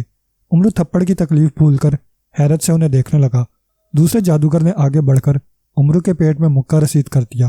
عمرو تکلیف کی شدت سے بلبلایا، کم بختو، کیوں مجھ پر ظلم کر رہے ہو؟ آخر میرا قصور کیا ہے؟ عمرو نے چلا کر پوچھا۔ قصور کے بچے، اپنا جرم اتنی جلدی بھول گیا؟ تیسرے داڑھی والے نے عمرو کی پسلیوں پر گونسا رسید کرتے ہوئے کہا، یقین کرو مجھے کچھ معلوم نہیں۔ عمرو گھگایا، میں تو تم تینوں کو جانتا بھی نہیں۔ ہاں، اب تو تم بہانے بنائے گا۔ گنجے نے اسے سر کے بالوں سے اٹھاتے ہوئے کہا، حالانکہ تو اچھی طرح جانتا ہے کہ میرا نام راکا جادوگر ہے، اس کا نام طوفان جادوگر اور اس کا بجلی جادوگر۔ تم نے ہمارے باپ مرلی جادوگر کو ہلاک کرنے میں فو مانچو جادوگر کی مدد کی تھی، اسے تو ہم ٹھکانے لگا آئے تھے، اب تمہاری باری ہے۔ امرو پہلے سے زیادہ پریشان ہو گیا، نہ ان سے کہہ سکتا تھا کہ وہ چرواہا نہیں ہے، نہ کہہ سکتا تھا کہ وہ امرو ہے۔ دونوں صورتوں میں وہ اس کے دشمن تھے۔ اس نے فیصلہ کیا کہ خود کو چرواہے کی بجائے امرو ظاہر کرے، کم از کم لاتے گھون سے کھانے سے تو بچ جائے گا۔ بھائیو، تمہیں غلط فہمی ہوئی ہے، نہ میں فو مانچو جادوگر کو جانتا ہوں اور نہ میں نے مرلی بجائی ہے۔ میرا مطلب ہے کہ میں نے تمہارے باپ مرلی جادوگر کو ہلاک کیا ہے۔ حقیقت یہ ہے کہ میں سرے سے چرواہا جادوگر ہوں ہی نہیں۔ خبیث کے بچے، راکا جادوگر دانت پیس کر بولا۔ پھر تم کون ہو؟ امرو بولا، میرا نام امرو ہے، امرو جادوگر۔ امرو جادوگر؟ انہوں نے حیرت سے دہرایا۔ طوفان جادوگر بولا، مگر امرو تو عیار ہے، جادوگر نہیں۔ امرو نے رومال سے اپنے چہرے سے روغن عیاری صاف کرتے ہوئے کہا، اصل میں میری شکل امرو سے ہو بہو ملتی ہے، اس لیے ماں باپ نے میرا نام امرو جادوگر رکھا ہے۔ امرو عیار سے میرا کوئی واسطہ نہیں اور میں خود اس کی تلاش میں ادھر آیا ہوں۔ تم نے اسے دیکھا تو نہیں؟ نہیں، مگر تم چرواہا جادوگر کے ہم شکل کیوں بنے ہوئے تھے؟ بجلی جادوگر نے پوچھا۔ اس لیے کہ امرو مجھے پہچان نہ لے اور میں اسے آسانی سے گرفتار کر سکوں۔ امرو بولا، مگر تم لوگوں نے میرا وقت ضائع کر دیا ہے، نہ جانے امرو اب کہاں ہوگا۔ اگر وہ ہاتھ نہ آیا تو میں افرا سے آپ کو بتا دوں گا کہ تم نے مجھے روک لیا تھا۔ افرا سے آپ کا نام سن کر طوفان جادوگر بولا، یار ہمیں معاف کر دو، دیکھو افرا سے آپ سے ہماری شکایت نہ کرنا، آؤ ہم امرو عیار کی تلاش میں تمہارے ساتھ چلتے ہیں، اسے گرفتار کر کے ہم تمہارے حوالے کر دیں گے۔ ٹھیک ہے، تم میں سے 2 مغرب کی طرف جائیں اور ایک میرے ساتھ آئے، امرو نے کہا۔ طوفان جادوگر بجلی جادوگر کے ساتھ مغرب کی طرف چل دیا۔ امرو نے راکا جادوگر کو ساتھ لیا اور ایک طرف چل دیا۔ ادھر درختوں کا ایک جھنڈ نظر آ رہا تھا۔ امرو اس جھنڈ کے قریب پہنچ کر بولا، میرا خیال ہے کہ امرو سلیمانی ٹوپی پہن کر ہماری نظروں سے اوجھل ہو گیا ہے، آؤ ہم سرما جمشید آنکھوں میں ڈال لیں، تب وہ ہمیں بخوبی نظر آنے لگے گا۔ اتنا کہہ کر اس نے زنبیل سے سرما نکالا اور ایک سلائی بھر کر راکا جادوگر کو تھما دی۔ راکا جادوگر نے سلائی آنکھوں میں پھیری تو فوراً بے ہوش ہو کر گر پڑا، کیونکہ وہ سرما بے ہوشی تھا۔ امرو نے جلدی سے اس کے ہاتھ پاؤں باندھے اور روغن عیاری سے اسے اپنا ہمشکل بنانے لگا۔ صبا رفتار اور سرسر امرو کو تلاش کرتے کرتے کئی فرلانگ آگے نکل گئیں، مگر امرو کہیں نظر نہ آیا۔ صبا رفتار نے کہا، استانی، اب جادو کے سوا کوئی چارہ نہیں، اس کمبخت کی جلد خبر لو، کہیں وہ طلسم سے نکل ہی نہ جائے۔ سرسر نے کہا، اچھا، اب تو جادو سے ہی اس کا کھوج لگانا پڑے گا۔ اتنا کہہ کر اس نے ایک منتر پڑھ کر زمین پر پاؤں مارا، فوراً ہی زمین سے ایک سیاہ ناگ برآمد ہوا۔ امرو اس وقت کہاں اور کتنی دور ہے؟ سرسر نے ناگ سے پوچھا۔ امرو یہاں سے 2 میل دور درختوں کے ایک جھنڈ میں بیٹھا ہے، ناگ نے انسانی آواز میں بتایا۔ کیا وہ اکیلا ہے؟ سرسر نے ناگ سے دوبارہ پوچھا۔ نہیں، اس کے ساتھ راکا جادوگر بھی ہے، ناگ نے جواب دیا۔ سرسر نے اس پر پھونک ماری، ناگ غائب ہو گیا۔ سرسر نے ایک منتر پڑھ کر صبا رفتار اور خود پر پھونکا اور دونوں کبوتر بن کر اڑ گئیں۔ وہ طلسمی ناگ کے بتائے ہوئے پتے پر پہنچی تو وہاں راکا جادوگر اور امرو موجود تھے۔ امرو زمین پر بندھا ہوا پڑا تھا، دونوں انسانی صورت میں آئیں۔ انہیں دیکھ کر راکا جادوگر مسکرایا۔ آؤ عیار بچیو، میں تمہارا ہی انتظار کر رہا تھا۔ کیوں؟ سرسر نے پوچھا۔ مجھے معلوم ہوا تھا کہ تم دونوں افرا سیاب کے حکم پر امرو کو تلاش کرتی پھر رہی ہو، اتفاق سے یہ میرے ہاتھ آ گیا۔ اب اگر تم اسے لے جانا چاہو تو لے جاؤ، ورنہ میں خود اسے افرا سیاب کے پاس لے جاتا ہوں، راکا جادوگر نے کہا۔ سرسر جلدی سے بولی، نہیں، ہم اسے ہی لینے آئی تھیں، تم نے اچھا کیا جو اسے بے ہوش کر ڈالا۔ راکا جادوگر نے امرو کو اٹھا کر سرسر کی پشت پر ڈالا۔ وہ دونوں اس کا شکریہ ادا کر کے وہاں سے چل پڑیں۔ راستے میں صبا رفتار نے سرسر سے کہا، میں تو تھک گئی ہوں، کوئی سواری ہوتی تو جلدی دربار پہنچ جاتی۔ سرسر نے ایک منتر پڑھ کر آسمان کی جانب پھونکا، فوراً ہی آسمان سے ایک ہوائی تخت زمین پر اترا۔ وہ دونوں تخت پر بیٹھ گئیں، امرو کو بھی تخت پر ڈال دیا گیا۔ تب سرسر نے تخت کو دربار کی سمت چلنے کا حکم دیا اور تخت فضا میں بلند ہو کر دربار کی طرف اڑنے لگا۔ دونوں امرو کی گرفتاری پر خوش تھیں اور ہنس ہنس کر باتیں کر رہی تھیں۔ اچانک انہوں نے امرو کو ہوش میں آتے دیکھا۔ امرو نے آنکھیں کھول کر ان کی طرف دیکھا اور غصے سے اس کی آنکھیں دہکنے لگیں۔ اس نے منہ ہی منہ میں کچھ پڑھا اور دوسرے لمحے اس کی رسیاں کٹ گئیں۔ اور وہ آزاد ہو کر اٹھ بیٹھا۔ اٹھتے ہی اس نے سرسر کے منہ پر ایک زوردار تھپڑ رسید کر دیا۔ سرسر کی آنکھوں سے تکلیف کے مارے آنسو نکل آئے۔ صبا رفتار نے امرو پر ایک منتر پڑھنا چاہا، مگر امرو نے اسے بھی ایک تھپڑ رسید کر دیا۔ ذلیل لڑکیوں، تم نے مجھے کیا سمجھ کر باندھا تھا؟ امرو بولا، اور اس کی آواز سن کر دونوں حیرت کے مارے اچھل پڑیں، کیونکہ وہ آواز امرو کی نہیں تھی۔ او، تو کیا تم امرو نہیں ہو؟ سرسر نے حیرت زدہ لہجے میں پوچھا۔ میں تمہارا باپ ہوں، خبیث لڑکی، وہ غرایا۔ میرا نام راکا جادوگر ہے۔ امرو جادوگر نے مجھے بے ہوش کر دیا تھا، شاید تم نے مجھے اس سے چھینا ہے۔ سچ سچ بتاؤ کیا ماجرا ہے، ورنہ میں تم دونوں کو سزا دیے بغیر نہ چھوڑوں گا۔ سرسر نے کہا، یہ سب امرو عیار کی شرارت معلوم ہوتی ہے۔ اس نے خود کو تمہارا ہم شکل بنا رکھا تھا اور خود تمہاری شکل میں تھا۔ اسی نے تمہیں ہمارے حوالے کیا تھا اور ہم تمہیں امرو سمجھ کر افراسیاب کے پاس لے جا رہی تھیں۔ صبا رفتار بولی، بھائی راکا، یہ تو شکر ہوا کہ تمہیں یہیں ہوش آ گیا، ورنہ دربار پہنچ کر تمہاری حقیقت کھلتی تو ہمیں افراسیاب کے سامنے شرمندہ ہونا پڑتا۔ راکا جادوگر بولا، امرو نے مجھ سے فریب کیا ہے، میں اسے بھیانک سزا دوں گا، مگر تم اس کی باتوں میں کیسے آ گئے؟ سرسر نے پوچھا۔ جواب میں راکا جادوگر نے امرو کے ملنے کا قصہ بیان کیا۔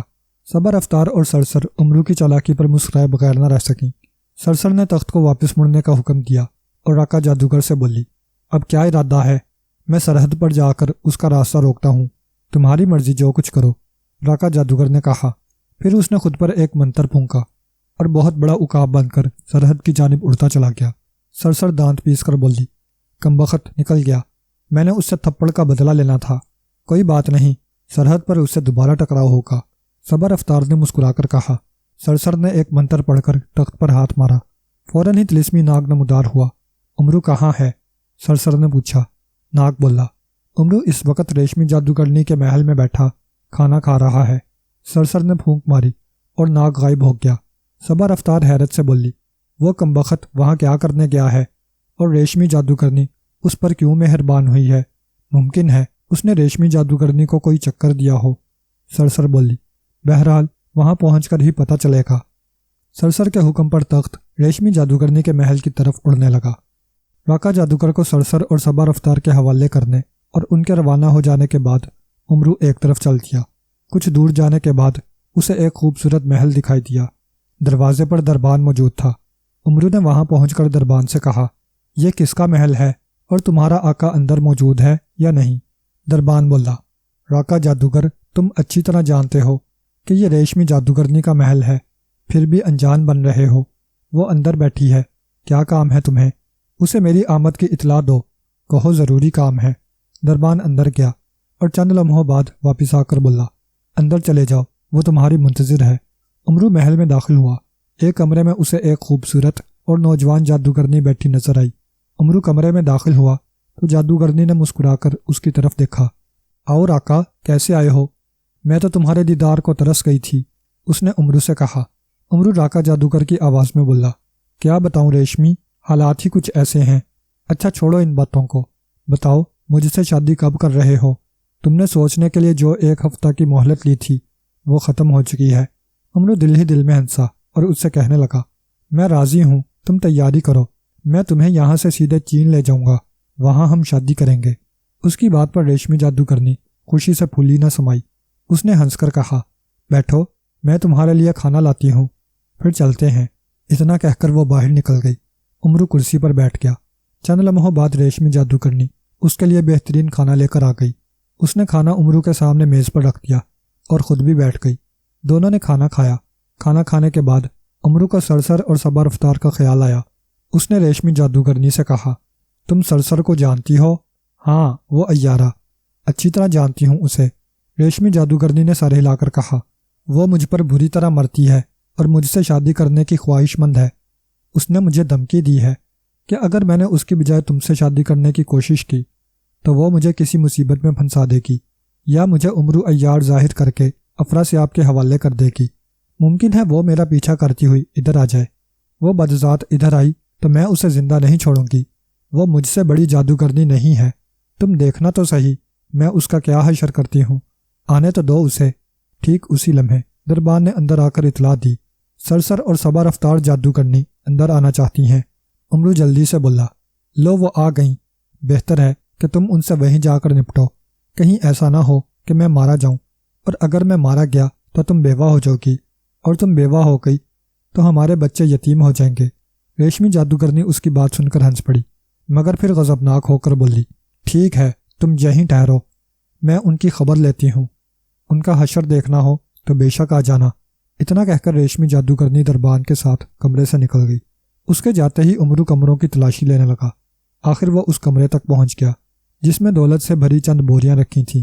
وہ کمرے میں داخل ہو گیا اور ایک بوری کا منہ کھول کر اس میں بھرا مال زنبیل میں بھرنے لگا۔ ایک ایک کر کے اس نے ساری بوریوں کا مال زنبیل میں منتقل کر لیا، پھر کمرے سے باہر آیا اور دروازہ بند کر کے محل کے پھاٹک کی طرف چل دیا۔ اس کے کانوں میں سرسر اور ریشمی جادوگرنی کی تلخ آوازیں آ رہی تھیں۔ وہ سوچ رہا تھا کہ اگر سرسر جادوگرنی نے ریشمی کو زیر کر لیا تو وہ ایک بار پھر پھنس جائے گا اور اسے طلسم سے نکلنے کے لیے نہ جانے کیا کیا پاپڑ بیلنے پڑیں گے۔ وہ پھاٹک پر پہنچا، باہر جھانکا اور پھر دروازے کی اوٹ میں رک کر ان کی باتیں سننے لگا۔ سرسر اور صبا رفتار کا تخت ریشمی جادوگرنی کے محل کے باہر پڑا تھا اور وہ پھاٹک کے قریب کھڑی دربان کا انتظار کر رہی تھیں جو ریشمی کو ان کی آمد کی اطلاع دینے گیا تھا۔ چند لمحوں بعد ریشمی جادوگرنی پھاٹک سے باہر آئی۔ اس کا چہرہ غصے سے سرخ ہو رہا تھا اور آنکھوں سے کینہ توزی جھلک رہی تھی۔ کیسے آئی ہو سرسر؟ اس نے سرسر کو خونخوار نظروں سے گھورتے ہوئے پوچھا۔ مجھے معلوم ہوا ہے کہ امرو تمہارے محل میں موجود ہے، سرسر نے نرم لہجے میں کہا۔ ہے؟ اچھا پھر تمہیں اس سے کیا؟ ریشمی غصیلے لہجے میں بولی۔ آنکھیں مت نکالو ریشمی اور اسے میرے حوالے کر دو۔ سرسر کو اس پر غصہ آ گیا۔ آئینے میں اپنی شکل بھی دیکھی ہے ذلیل؟ ریشمی نے گڑا کر کہا۔ کیا مطلب؟ سرسر اپنی حد پر غضبناک ہو کر بولی۔ کیا تم اسے میرے حوالے نہیں کرو گی؟ ہرگز نہیں، ریشمی ایک ایک لفظ پر زور دے کر بولی۔ وہ میرا سہاگ ہے اور کوئی عورت اپنا سہاگ کسی دوسری عورت کے حوالے نہیں کر سکتی۔ بکواس بند کرو ریشمی، وہ میرا شکار ہے، اسے میرے حوالے کر دو ورنہ گھاٹے میں رہو گی۔ سرسر گڑائی۔ جاؤ جاؤ اپنا کام کرو، تم جیسی کئی پاگل دیکھی ہیں۔ ریشمی ہاتھ نیچا کر بولی۔ پاگل تم خود ہوگی، تمہاری ماں ہوگی، سرسر نے غصیلے لہجے میں کہا۔ آئندہ مجھے پاگل کہا تو زبان کاٹ کر پھینک دوں گی۔ میرا نام سرسر ہے۔ اری جا، بڑی آئی زبان کاٹنے والی فاحشہ، ریشمی نے منہ بنا کر کہا۔ میں تو 1000 بار کہوں گی، تو میرا کیا کر لے گی؟ میں ایک بار پھر کہہ رہی ہوں ذلیل کی بچی، اسے میرے حوالے کر دے، وہ میرا شکار ہے۔ سرسر گڑا کر بولی۔ ٹھہر، میں تجھے دیتی ہوں مزہ، ریشمی جادوگرنی نے کہا اور ایک منتر پڑھنے لگی۔ دوسرے ہی لمحے اس نے خود پر منتر پھونکا اور شیرنی میں تبدیل ہو گئی۔ یہ دیکھ کر سرسر بھی جادو کے ذریعے شیرنی بن گئی اور دونوں نے ایک دوسرے پر چھلانگ لگا دی۔ استانی مجھے اجازت دو، میں ریشمی کو سوتی بنا دوں گی، صبا رفتار نے کہا۔ نہیں صبا رفتار، تیرا اس سے مقابلہ نہیں، میں خود ہی اس سے نبڑ لوں گی، سرسر نے کہا۔ دونوں شیرنیاں ایک دوسرے کو نوچ کھسوٹ رہی تھیں۔ دفعتاً ریشمی کا داؤ چل گیا اور وہ سرسر کو گرا کر اس پر سوار ہو گئی۔ یہ دیکھ کر صبا رفتار آگے بڑھی، مگر فوراً ہی دربان جادوگر نے اس پر منتر پھونکا اور وہ بے ہوش ہو کر گر پڑی۔ ریشمی جادوگرنی نے دونوں پنجے سرسر کی گردن میں گاڑ دیے۔ ریشمی، میں اپنی شکست تسلیم کرتی ہوں، سرسر نے جلدی سے کہا، مجھے معاف کر دے۔ یہ سن کر ریشمی اس سے الگ ہو گئی اور انسانی صورت میں آ گئی۔ سرسر بھی انسانی روپ میں آ گئی۔ دونوں زخمی تھیں، مگر سرسر کو کچھ زیادہ ہی زخم آئے تھے۔ ریشمی جادوگرنی نے دربان جادوگر کو اشارہ کیا۔ اس نے سرسر پر بھی وہی منتر پھونکا اور سرسر بے ہوش ہو کر گر پڑی۔ اسی لمحے امرو، جو دروازے کی اوٹ سے باہر دیکھ رہا تھا، باہر نکل آیا۔